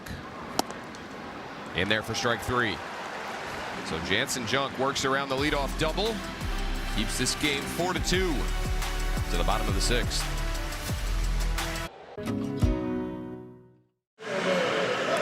4-2 Nats as we go bottom 6. Take a look at Foster Griffin. 7 great innings last night. Now has a 2.12 ERA this season, the lowest of any qualified left-handed starter. Better than Chris Sale, Shota Imanaga, Christopher Sanchez. Foster Griffin signed to a $5.5 million deal, 3 years in Japan preceding his national stint. Worth every penny. Zach Littell gets a pop-up off the bat of Kyle Stowers. Travels out to fairly deep center. Jacob Young takes care of it. Well, let's check out Foster Griffin last night. Career high, 9 punch, 17 swing and misses. And he had a lot going on. Look, early on, they attacked him. He missed a little bit more over the plate. Then guess what? He tuned it in. The boys had his back. Great job by him. That's about the smile you're going to get. Yep. Thanks, Blake. I'll move along.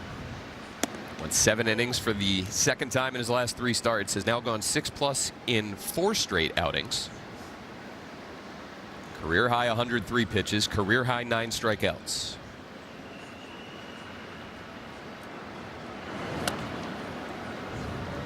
One and 1 to Connor Norby. So the Nationals still 11 outs to get today.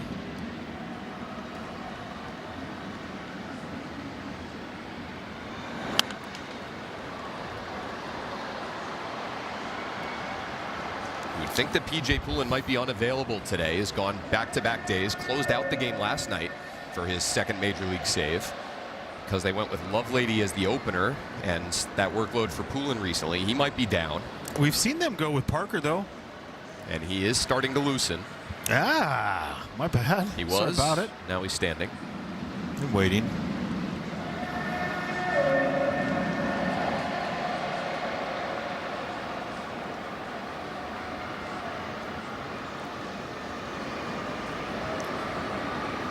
Two and 2 to Norby, who grounds one over to Abrams at short. Low throw. Garcia can't get it. Second straight game with a throwing error for C.J. Abrams. And Norby aboard with 1 down. This one just takes off. 2-seamer runner. Just.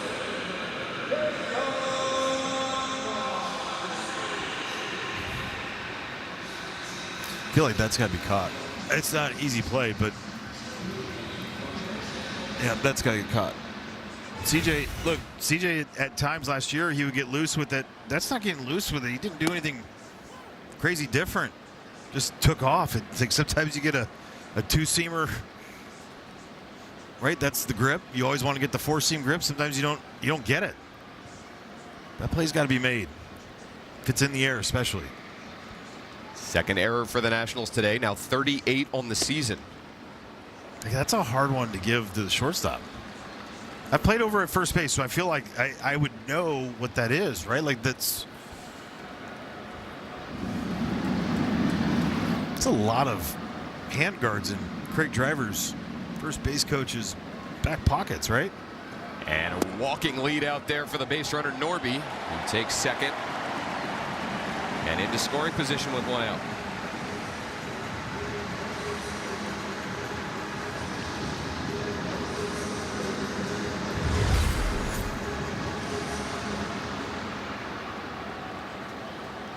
That's a huge jump. Great effort by Drew Millis. They call that a ball too? Yes. Wow. 2-1 to Marcy. Now 3-1. Left-hander Owen Casey on deck.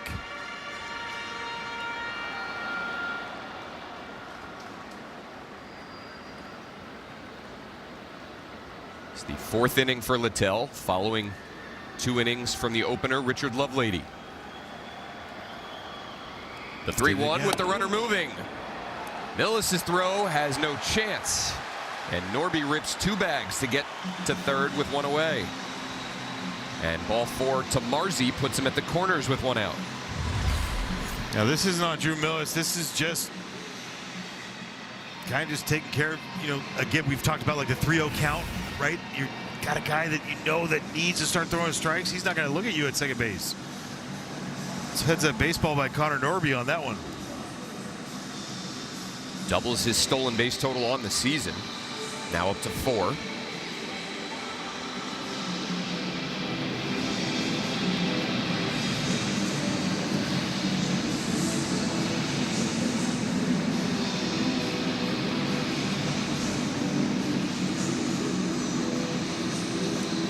Zach Littell faced just 3 batters in his first inning of work. Got a 4.63 double play ball after the leadoff man, Leo Jimenez, reached.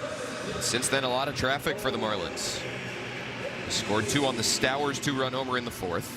They put 2 on last inning before Littell worked out of it. Now 2 on with 1 out for Casey.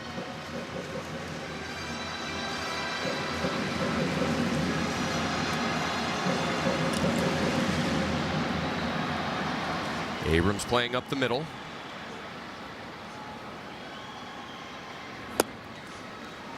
Two-seamer misses away. Casey 0 for 2 with a strikeout and a ground ball to short.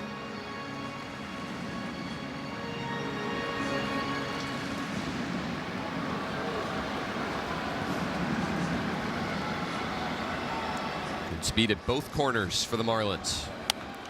Fouled off, 1-1.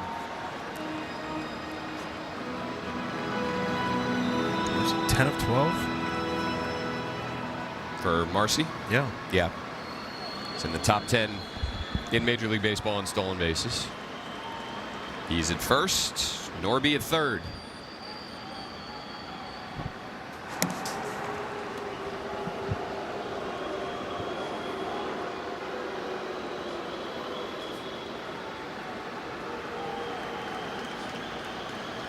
You wonder when the pocket is that Blake Butera, Simon Matthews are targeting for Mitchell Parker. Hit out to right center. James Wood after it. Tracking it. Jacob Young gets there in time. Tagging at third is Norby. He'll come in to score. Retreating to first is Marcy. And it's 4-3 Nats. 17th RBI of the season for Casey. And the lead is now 1. I'll tell you what, Jacob Marcy on this one, he did this fundamentally right. This had so much inside out spin. This was, look at that, it just takes off right there. And so he extended out because he was thinking about like James Wood where it was, and when it was tailing, he's like, this is continuing on. It's good base running by him on the backside. And now they got him picked off. Garcia gonna run him down, throw to Nunez. And so the Nats get out of the 6th inning. They're holding on to what's now a 1-run lead as we go to the late innings. Arrived.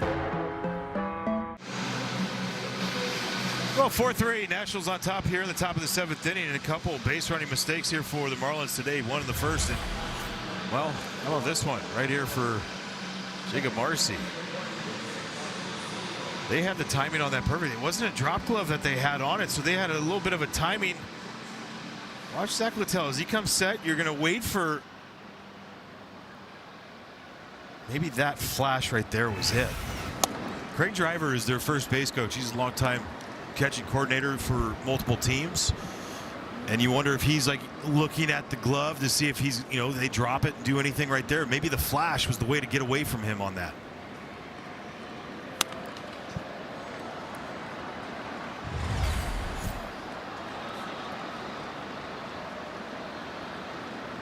Yeah, the timing's way too perfect on it. It had to have come from.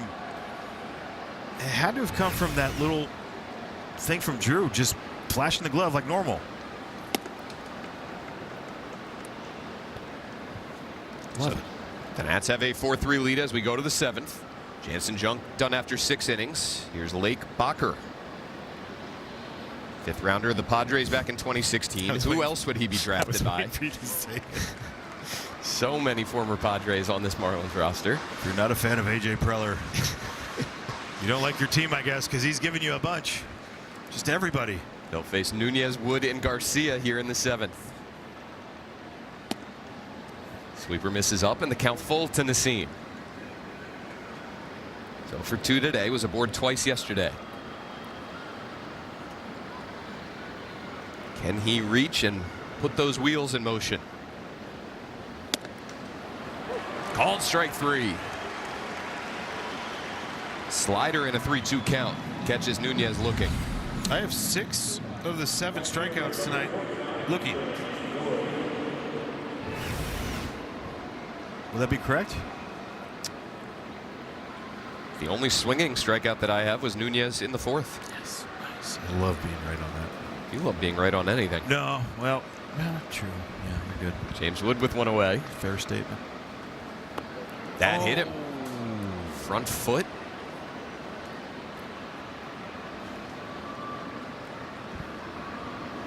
That one did not feel good. Sweeper down and in.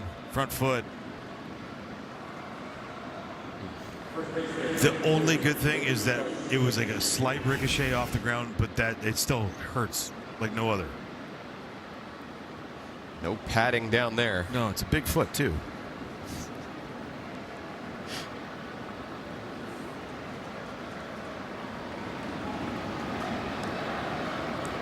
So Wood aboard with one out. Luis Garcia Jr. having a nice day in his return to the starting lineup. That one in the dirt near his foot. That's a heck of a job by Joe Mack, the catcher. Splitter.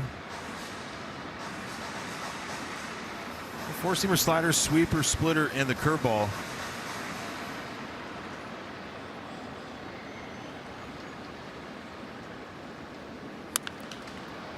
Popped up. Out to the second baseman, Edwards.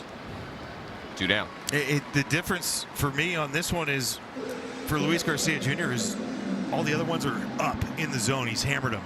And look, we love it when Louis goes after someone confidently like that. But that's the difference of like just the ball down in the zone, ball up in the zone. He just crushes.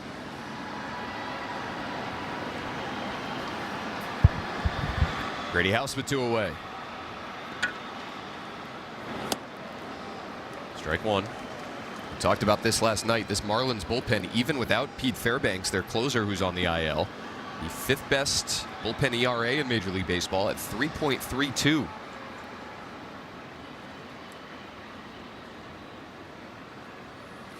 I get it too. I mean, stuff that we see. I mean, there's power in there, but it's a lot of spin that we're starting to.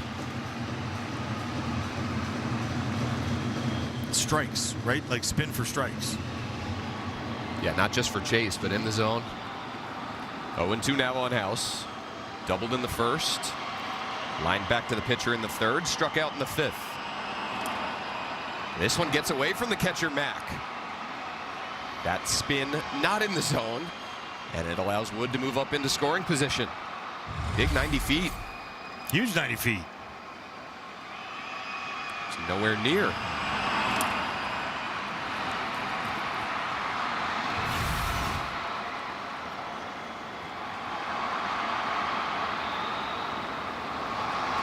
Trying to find some outfield grass and double this lead. Swing and a miss on the slider. 2 strikeouts in the inning. Still 4-3. Tickets. Well, as we continue showing you former Nationals that have a tie to the road city that we're playing in, let's go back to 2003, October 4th, the National League Division Series. Ivan Pudge Rodriguez holds on at home plate. And the Marlins move on, crushing the hopes and dreams of Kevin Franzen and so many Bay Area kids. Pudge Rodriguez, Hall of Famer, 14-time All-Star, won 13 Gold Gloves, 7 Silver Sluggers. His mantle is full. Played 2 seasons with the Nationals in 2010 and 2011. And it's funny, Franny, he only played 1 season for the Marlins in that 2003 campaign, but that clip has been played so many times. I know, trust me, I know. that it, maybe in my mind, maybe in other people's minds, feels like he had a longer stint with this Marlins organization. This was the last time they had a sellout. Pudge Rodriguez. What, is it fair? I laughed. All right. Ended his career in a Nats uni. Caught Steven Strasburg in Stras's debut. Well, for Mitchell Parker, he's on in relief today, 8th game. 3 holds, a 3.38. Like where he's at as far as a righty and then the lefty. Right? And Joe Mack, and trying to get back to that top of the order. 1-2 to Jimenez. I know Xavier Edwards hit a homer last night from the right side, but his power side has been the left.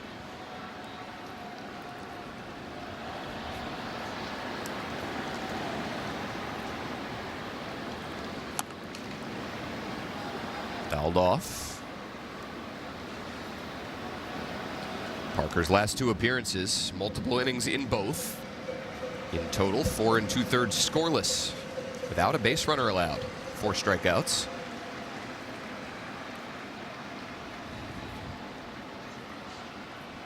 Another 1-2. Misses up and away. It's coming in hot. 94 right there. Love to see it for Mitchell. Guy who started his big league career with 59 straight starts, 29 of them 2 years ago, 30 of them last year. Ended the season in the bullpen, 3 relief appearances, and settling in nicely now to this multi-inning role out of the pen. And trying to find him in the pockets, right? And trying to get him in the right advantageous spot, right? Lefties against him, a 136 average. And not everything can be perfect. Not everything you can get him out there and be, you know, get him for 1 batter. There's no loogies anymore. Well, there are, but it's gross. Left-handed Those one-out guys. guy, for those who might not know the acronym. Out to center, Jacob Young will move back on it, on the edge of the track for the first out. Leo's got some pop. Sneaky pop. It comes off that bat hot. He's now 1 for 3 today. He'll bring up Joe Mack, doubled to right field in his last at-bat.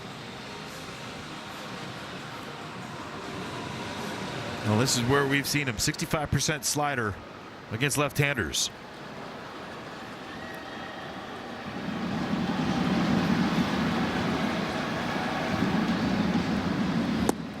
Nice. Slow curveball for strike 1. I mean, that's the first one that he's thrown against a lefty this year.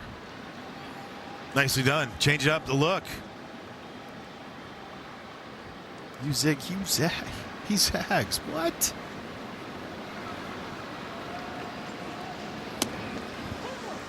In there with the heater now, 0-2. It's interesting seeing his pitch mix evolve a little bit, not throwing that splitter much at all at the major league level upon getting, or after getting recalled. Well, I mean, he used it the other day. Is that against the Twins in a long count? Lengthy count. He used it in the last pitch to get the strikeout. It was a lengthy at bat, fouling off. He's like, all right, you haven't seen this. Here you go. Yeah, why not? Got him. Sets down Mack on 3 pitches. And there's 2 down in the 7th.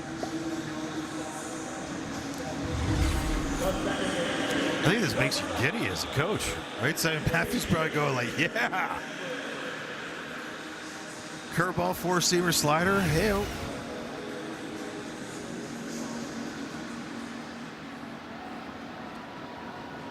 Edwards from the right side.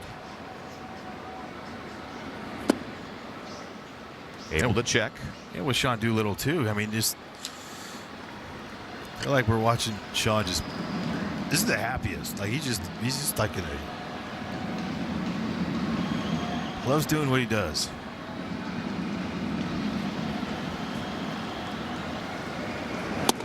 I think it's interesting with Sean Doolittle and Simon Matthews combining. Simon, the new guy that has all these fresh ideas. Sean Doolittle, the guy that knows Mitchell Parker so well from the last couple of years. And you kind of blend those two together, the relationships, but getting those new thoughts too, yeah, right? Like right. Sometimes you get.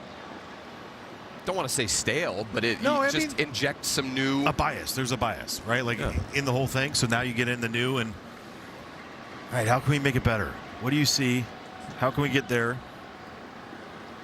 There's Simon.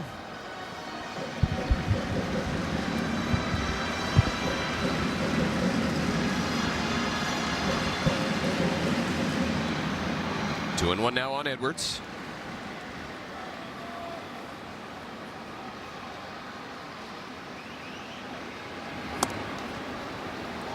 Curveball just misses. 3-1. The righty Otto Lopez on deck. Jacob Young another couple steps out towards right center.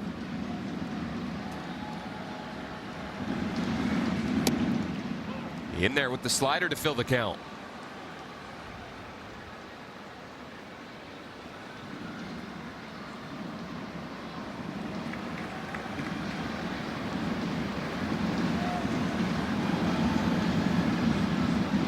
The 3-2. Hit out to left. Dalen Lyle chasing it. Back near the wall. Second straight game with a homer for Xavier Edwards. That was a big fly, and the game is now tied.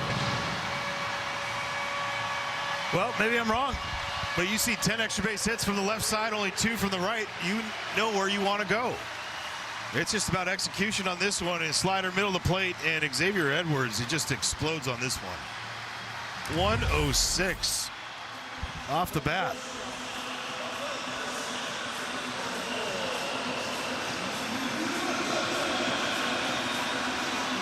He hit that. Was he look? I think he was looking at the metrics on it, on the left field scoreboard.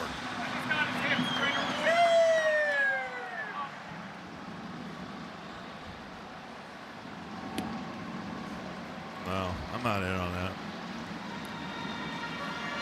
Marlins have erased a 4-run deficit, and we're tied here in the 7th.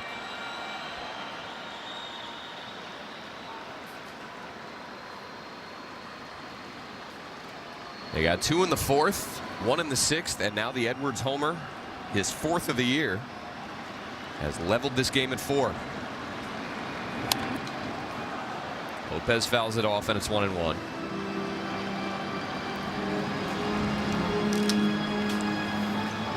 Nationals had a couple chances to add on runs. Had a runner at second leading off the 6th inning. Had James Wood in scoring position last inning. Those 2 home runs by Xavier Edwards, first 2 in his career off of lefties. Which, by the way, brings up a note. Freddie Freeman homered off of Chris Sale last night. That's his 99th homer against a lefty. It's pretty good. It's pretty good. There's the split, up and away. 2 balls, 2 strikes.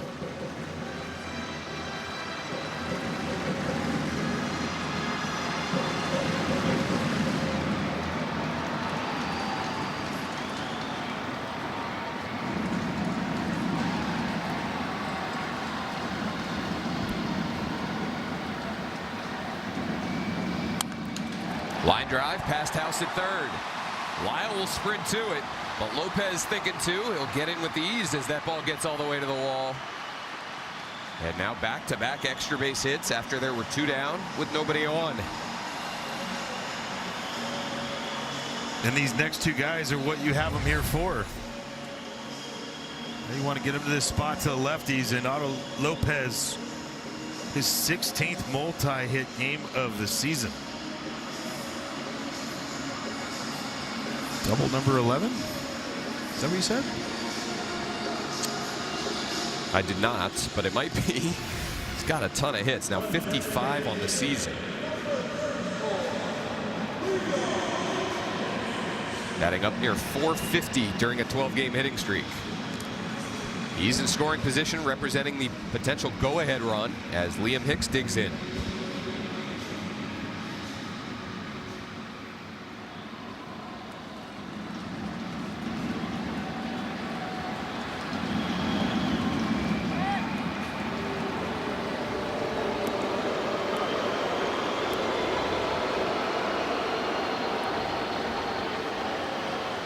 Momentum might not be nearly as much of a thing in baseball as it is in some other sports, but has felt like the Marlins have been gaining it over the last few innings. Hicks pops one up.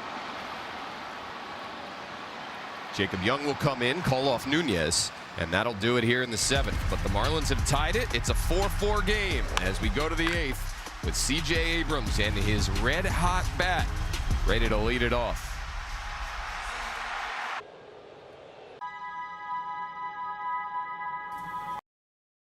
This copyrighted telecast is presented by authority of the Washington Nationals and may not be reproduced or retransmitted in any form.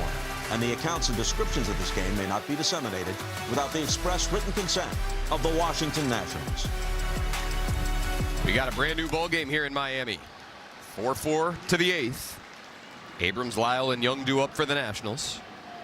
C.J. Abrams 2 for 3 with 2 RBI, a triple, and a run scored.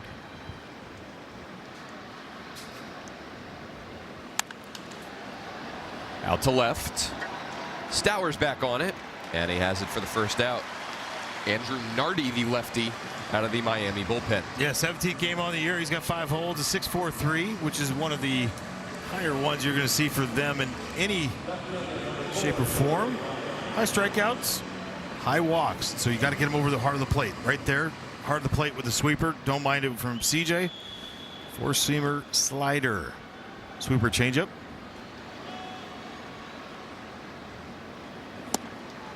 Dalen Lyle takes strike 1. Nardi was actually a draft pick of the Nationals back in 2018. They took him in the 39th round out of Moore Park College. He then transferred to the University of Arizona and was drafted a year later by Miami in the 16th round. Lyle a chopper right side. Edwards will charge, and there's 2 down.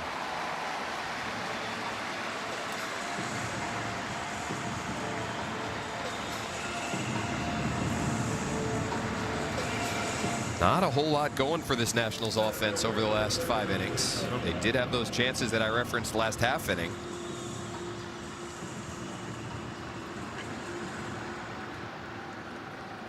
And the leadoff double, like at the end of the day, it's the leadoff double and not getting him over.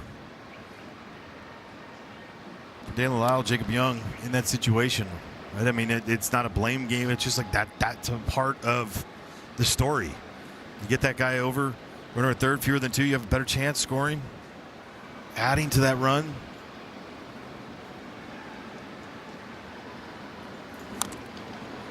Young fouls it off, 1-1.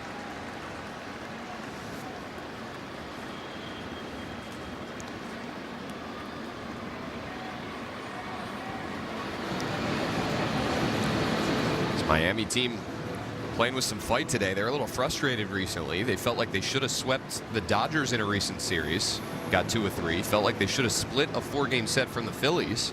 Only got 1 of 4. Dropped 2 of 3 to the Orioles, preceding the Nationals coming to town. In there with the fastball to make it 1-2. They have pitched so backwards already in this 2 games.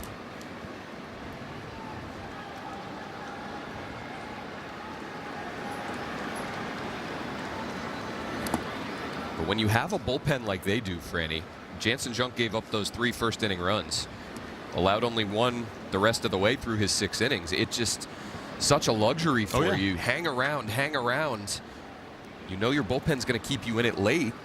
Give your offense a chance to do what they've done today. Chip away and get back in a game. Yeah, he found a rhythm, didn't he? Young popped up right side. Into foul grounds. Giving chase is Casey. A basket catch. Not the most fundamentally sound, but it gets the job done. And the Nats go in order, top 8. 4-4 game. Momentum on Miami. What's in your wallet? 4-7-2 Nats. 4-8 Marlins. They've come back to even this game. And now Mitchell Parker will try and keep it here. Face Stowers, Norby, and Marcy. Bottom 8. Attacking the first pitch is Kyle Stowers, and a leadoff single for him.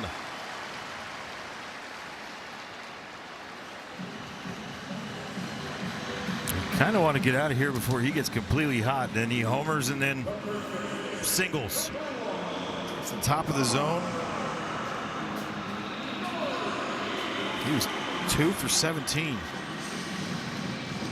Actually 2 for 18 against lefties going into that AB or today, and then he goes double, single, homer. Now a left on right matchup for Parker facing Connor Norby. Waves at the curveball, 0-1. Norby a double, reached on a C.J. Abrams error, stole 2 bases and scored in the 6th.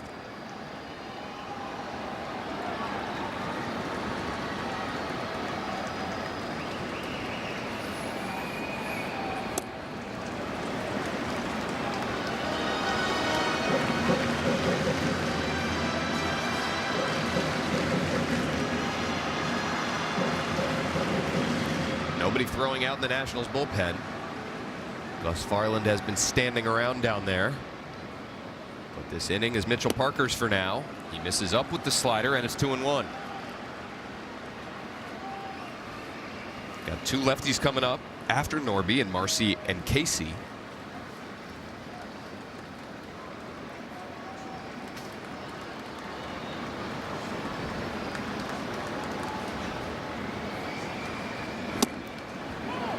Curveball gets strike 2.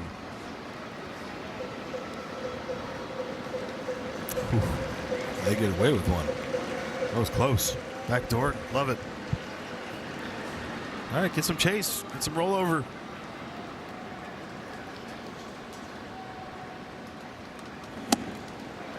Almost got Chase on a fastball away, but Norby able to hold up. 3-2.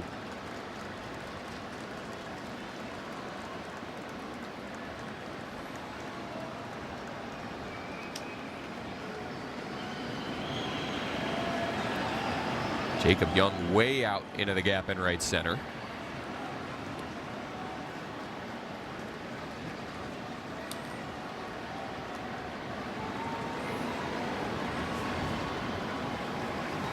The payoff pitch hit down the left field line, hooking foul. Ballboy's got his wrist taped up again. Yeah, he tried to act like he was going to jump for that. Didn't get it, so no big deal. He's still taped up. And now he's practicing his jumps. Yeah. Just take a seat, mate. Stowers the lead off first. Another 3-2 to Norby. Misses away. 2 on, nobody out for Miami here in the 8th. And you wouldn't think it, but Jacob Marcy does have a sack bunt on the year. So that's got to be a part of this discussion. Yeah, he'll do it.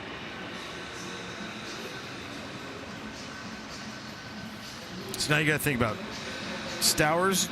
I'd say average, maybe tick below average runner at second base. Maybe that wheel play comes on because you're not expecting Jacob Marcy to throw down like a perfect bunt. But do you have the right personnel up there? You got to think about this too. Brady House. If we're going crash play on the corners, you got to be aggressive. You got to take the ones maybe in front from Mitchell Parker especially.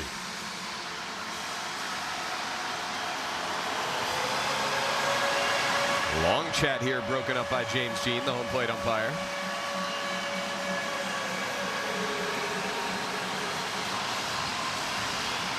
Nervous moments for Blake Butera and company. And here's the other thing. They may give Jacob Marcy one pitch to do something with. Drive something in the gap. Try to do something.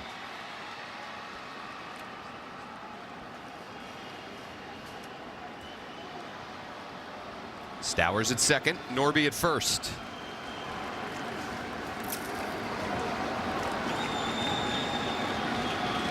They pinch at the corners as Marcy squares and pulls back. Ball one. Yeah, see, everyone was kind of late on that one. It should have been the way that it was broken down. Brady crashed, and they're waiting for CJ to break, and he didn't break yet. That was a little interesting. He was looking in that the entire time afterwards, like, hey, it's on me. Timing's on me. Marcy squares again. This one up and in. It gets away. And both runners move up without the bunt being needed.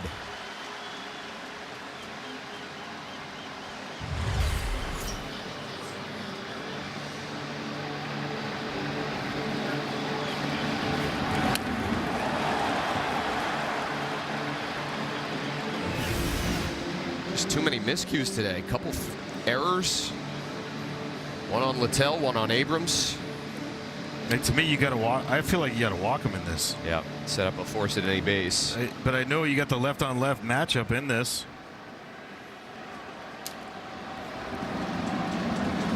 But it's 2-0. Infield comes in.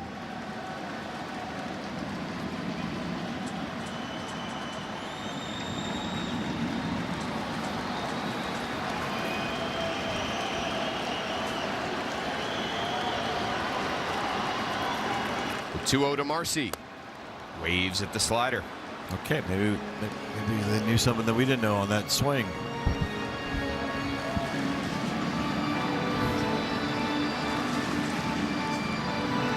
Got the lefty Casey on deck. Right-handed Leo Jimenez behind him.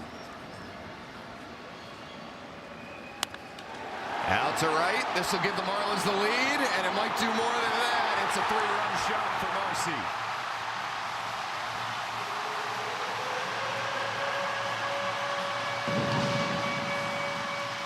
His second of the year, and the Marlins had scored 7 unanswered to take a 7-4 lead. Oh, left-on-left slider right here. You saw the swing from the pitch before. You don't have to be perfect, but you can't be here. Middle. Elevated enough, and I mean, I was on a tee for him.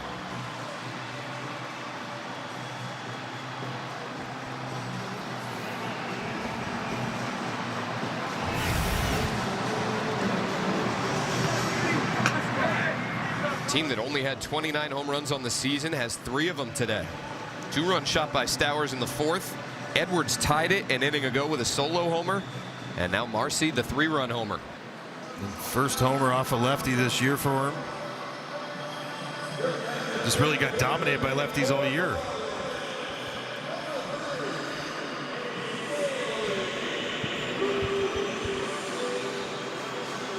But I mean, you look at this pocket right here that you had. Stowers 118 against lefties, 125 for Norby, 167, no homers for Marcy. It was the perfect spot. Esteury Ruiz pinch hitting. He bats for Owen Casey. Still nobody out in the 8th.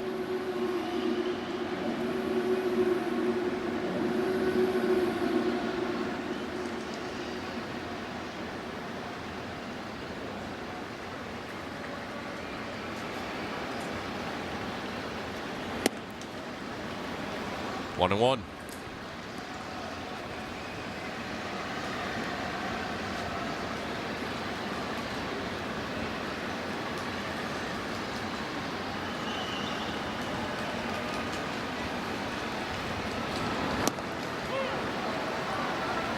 Fastball makes it 1-2. Boy, this game started so positively for the Nats. 3 runs in the first. James Wood a leadoff homer. C.J. Abrams a 2-run single. Abrams triples and scores 2 innings later. And now the Marlins are pouring it on. Ruiz hooks one into the left field corner. He's aboard with a double. Still nobody out. Yeah, if Blake doesn't get him, I mean, you got to know that Ruiz, he's looking to just pile this on and try to steal. But Blake's, I think, ready to come out and go get Zach Kent out there in the pen.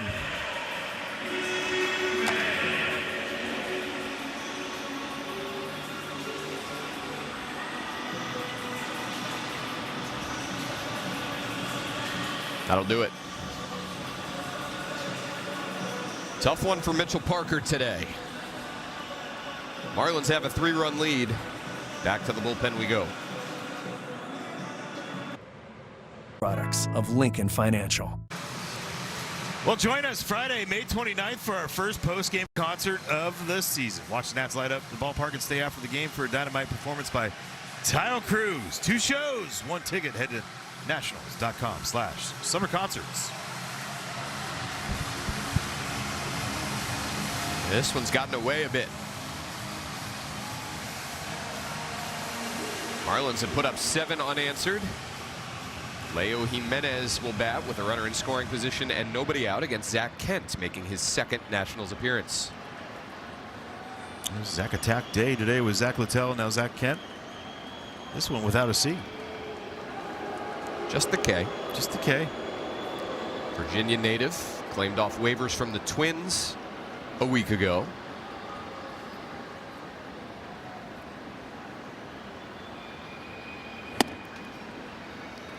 Fastball misses for ball 1.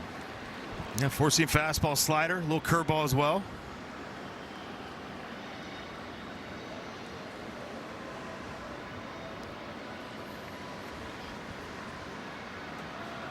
Runner goes, huge jump out there. And Ruiz has 3rd without a throw. What did I say? Like, no matter what, I mean, he's feeling it. He's gonna go. He did it last night. He's gonna. They're trying to jump. Everything you don't pay attention, he's gonna do that.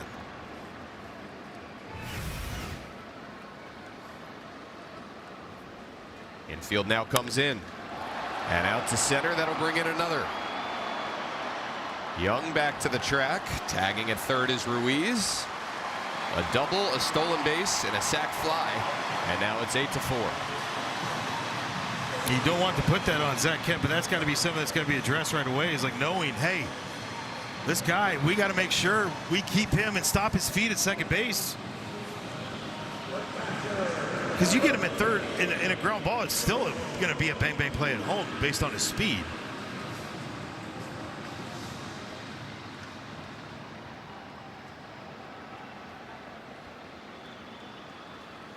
One away for Joe Mack. Slicing foul down the line. Well, the Nationals bullpen had been so good over the last couple of weeks for Andy. We talked about it in our open. But as we also discussed, this is a group that just does not have a lot of major league experience. And even Mitchell Parker, one of the more experienced relief options out there, as I noted, way more experienced as a starter than coming out of the bullpen. So you hoped that this strong bullpen play, they'd pitched to a 2.05 ERA their last 11 games. You'd hope that would keep on as long as possible, but maybe a little regression due. Yeah, maybe. I still think that it's just about execution for these guys, whether it's experience or not. Like, just understand, like we said, the Jacob Marcy one, right? You get that crazy sword, meaning he was completely fooled on a slider slightly off the plate. Like, it's just, you don't need to get nastier. You just need to execute to the outside part again. And when you miss to the middle, like we've talked about this plenty, know your misses. Down the right field line off the bat of Mack. That's going to hit off the wall. Another extra base hit in this inning as Mack's in ahead of the Wood throw. Joe Mack, his 2nd double of the game. Tell you what, the way that James played this off the wall, too. Whew. Thought we were going to get something pretty close at second. How cleanly he got to this. But just that little hook spin, just a little bit away from him. Maybe be the difference on this. But watch as he comes over here, plays on the backhand side, and another throw. Like, just get it out. Great job by James.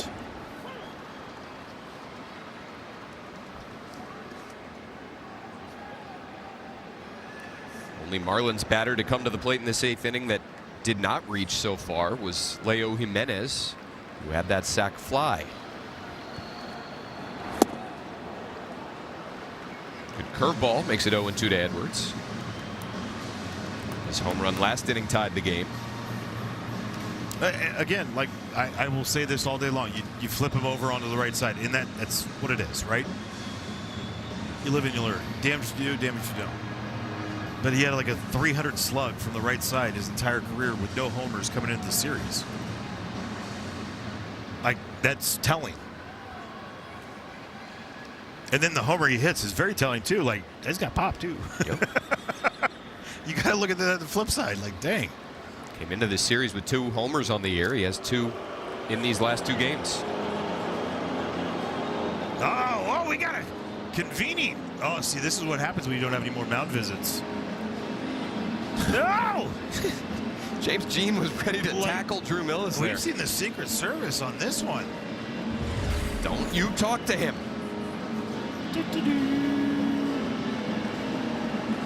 What if he would have tackled Drew?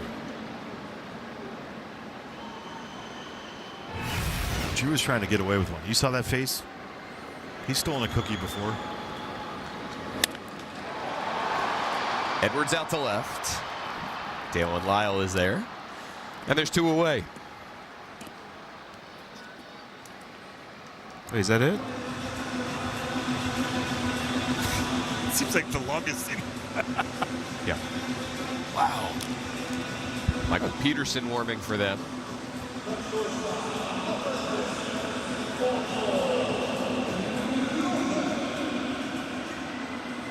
Another multi-hit game for Otto Lopez.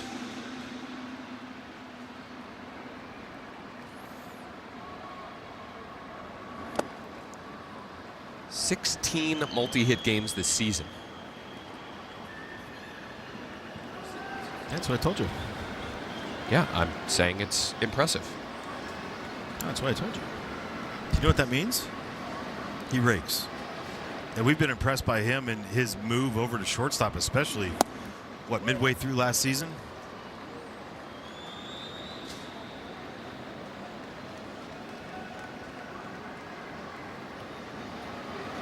This is taking an opportunity and running with it. That's what you're supposed to do.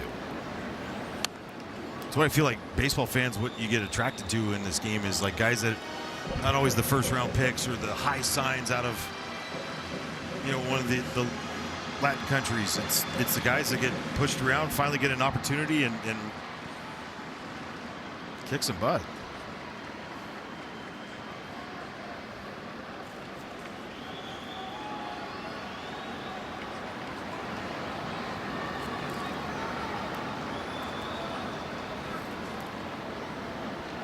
Kent comes home with a 1-2.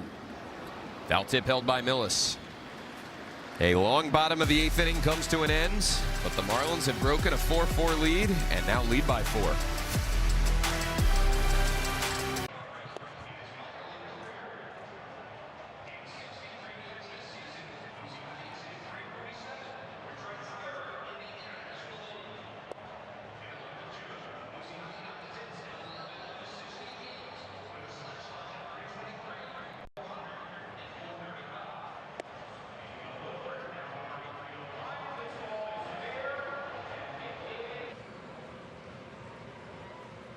To be seen. It's a homestand full of rivalries. Join us on May 15th through the 17th as the O's come to Nationals Park for the Battle of the Beltways, followed by a 4-game series against the Mets May 18th through 21st. Spring baseball is in bloom. Get your tickets at nationals.com/tickets. All Marlins from the 4th inning on. They now have a 4-run lead to the 9th. 7, 8, 9 due up for the Nats. Tena, Millis, and Nunez against the righty Michael Peterson. He's English. Did you know that? I did not. Yeah, Middlesex, the United Kingdom there. But he went to St. Francis High School in the Bay Area, a rival. Little known fact. He's got that going for him. Fastball to the inner edge, 1-1. And he's 6'7". He creates a great angle, downward angle, right? But he still has that high vert fastball. He averages 20 on that vert from the right side. Slider misses up, 2-1.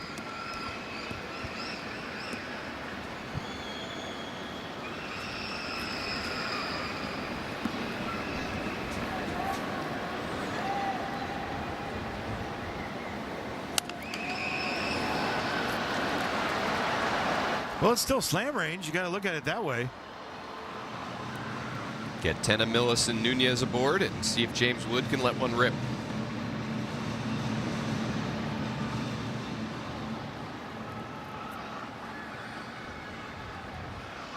Peterson's 2-2. Fouled off.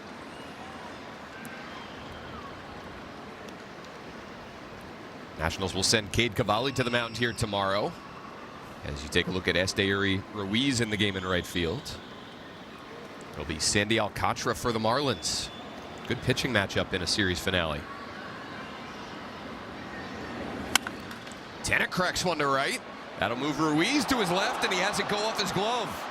So Casey had a couple adventures out there, and now one for Ruiz. Tena's going to keep running all the way to third. Another extra base hit off his bat. Now 6 of his last 7 hits have been for extra bases, as long as they don't rule that an error. And he's at third with nobody out. I mean, I don't think they should. I could see if they did, but it's 111 off the bat. This thing is hammered. Yeah, no. Great job by Jose Tena. Oh, I got to keep going. They're going to check as far as the ball playing underneath the padding right there, but he played it. He never stopped to put his hands up, right? The ball was left in play. Miami is challenging that the ball was lodged in the padding. I always thought that the outfielder had to put his hands up and signal that the ball was lodged. Well, you have to play in the World Series, the one out of, every whatever. That moment right there, he goes and plays it, doesn't throw his hands up and then go and do it. Technically, they played it correct in the World Series. Isn't that what we came up with? Kike Hernandez and Andy Pages both throwing their hands up.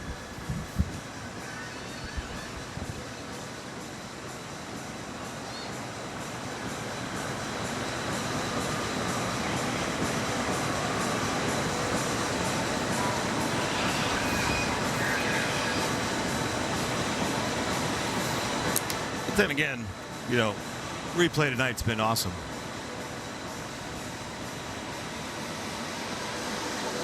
Dalen Lyle had a ball stick under the edge of the padding at the left field wall earlier in the game. He just played through it.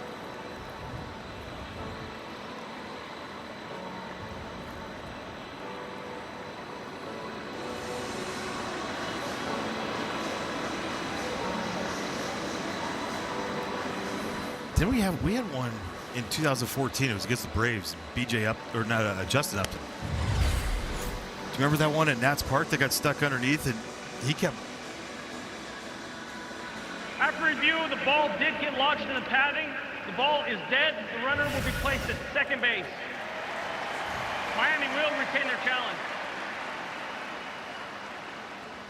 So a successful challenge for Clayton McCullough. Takes away a triple for Jose Tena, moves him back to second.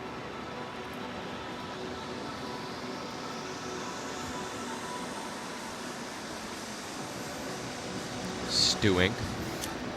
If looks could kill.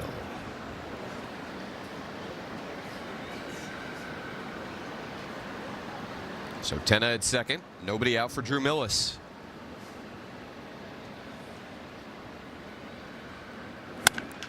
Line drive back up the middle. That's a base hit.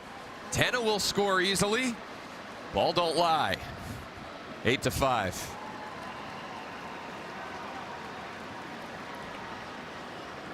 Nicely played.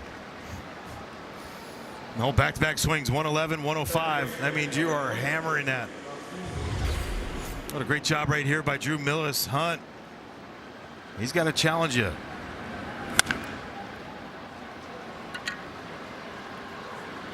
Great swing. Find a way. Millis with 3 RBI in his last 2 starts. Now Nasim Nunez.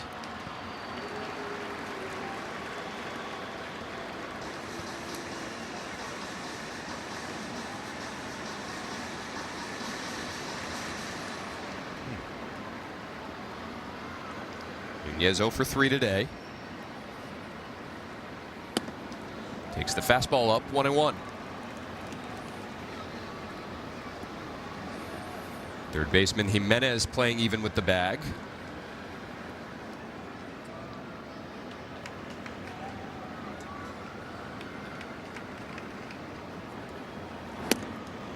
Two and one. Nobody warming up in the pen right now for the Marlins. John King threw 13 pitches last night. Their only other lefty in the bullpen, Andrew Nardi, has already thrown today. Popped up to shallow left. The shortstop Lopez back on it for the first out.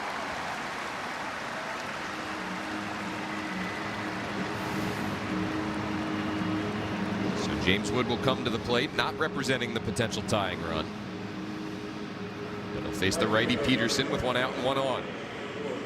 Nardi picked up his 11th home run of the season today. Walked and was hit by a pitch.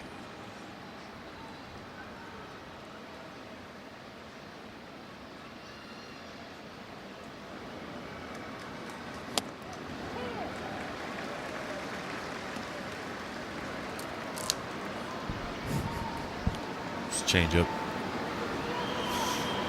Clipping the inside edge. Yep.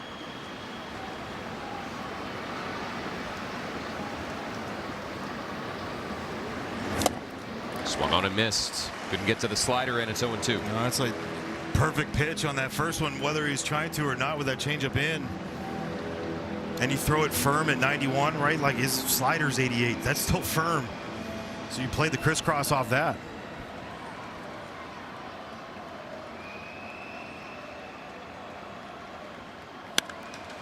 Hammered out to left. Chasing after it, Stowers. It's off the wall. Millis will be held at third. Wood into second. On base 4 times today. 2 extra base hits. And now the potential tying run will come to the plate in the form of Luis Garcia. Yeah, this is his version of choking and poking right here. No choke and poke, no big deal. 102 off the bat and off the wall. And yeah, for those out there, it looks easy right there to see it off that. We can't see off that LED screen.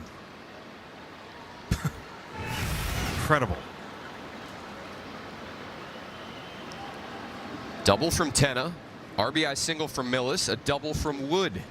And now here's Garcia. Ground ball right side and through. In to score is Millis.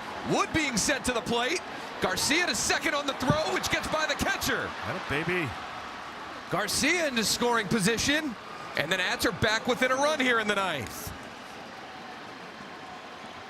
Here we go. Right here. Nice job by Louie. Watch James at second base.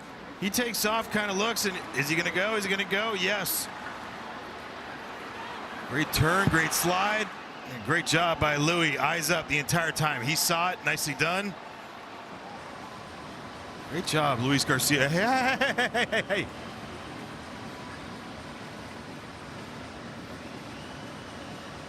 And a great send. You got to think about this too. Victor Estevez sending him in that situation. It's a tough one, right? You're got a good arm out there in right field, but you trust what the work that James gave you and showed you that you're going to send him, and because of that, like Louie's going to second. That forced the issue. Beautiful job. And now Joey Weimer will run for him. So speed down there at second. And Jorbit Bibas going to pinch hit for Brady House.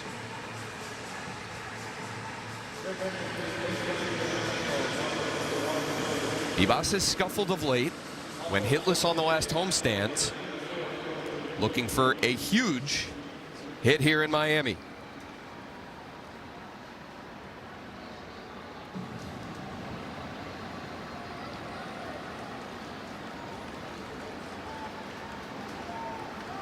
Three runs already in here in the ninth. Weimer at second. Bibas a ground ball over to third. Weimer got trapped off the bag, and now they're going to run him back. Oh, go to third, go to third. He avoids the tag and called out. No one was there.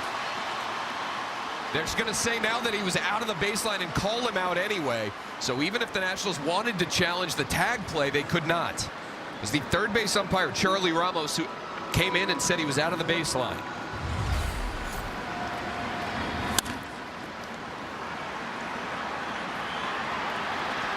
I think the one thing you do have to say about this is Leo Jimenez. How about him using his eyes? Right, he didn't give that token look. We talk about that all the time. You got to look and make sure, and he did just that. What a play by him. Not ideal on the base running on it, though.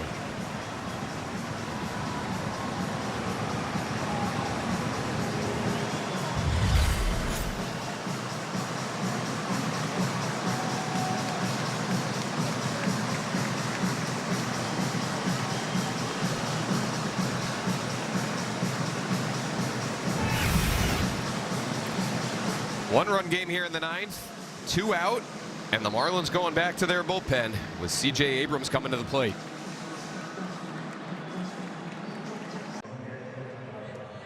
At the Home Depot. The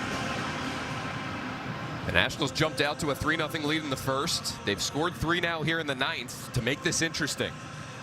Had a man cut down in scoring position when Joey Wiegemer was tagged out on the 5-6-4 fielder's choice. And now the Marlins bring in their other lefty, John King, to face C.J. Abrams. On 19th game, you see minuscule numbers. Walked the guy last night. Faced 3 batters, 2/3 of an inning. Sinker, changeup, sweeper, slider, curveball, but it's sweepers, sinker, slider to the left-handers.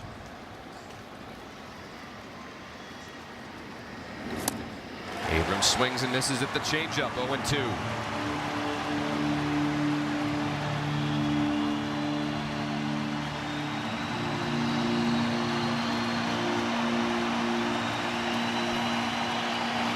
Bibas off first as Abrams bloops one out to shallow right center. Over towards it is Marcy. He makes the catch. And the Marlins hold on and win 8-7. Back and forth game. The Nationals made a couple fielding errors, a couple errors on the base paths as well. And the Marlins score 8 unanswered and then hold on late. 8-7 our final score. These two teams have split the first 2 games of this 3-game series. It's a rubber game tomorrow. But first, Nationals postgame coverage.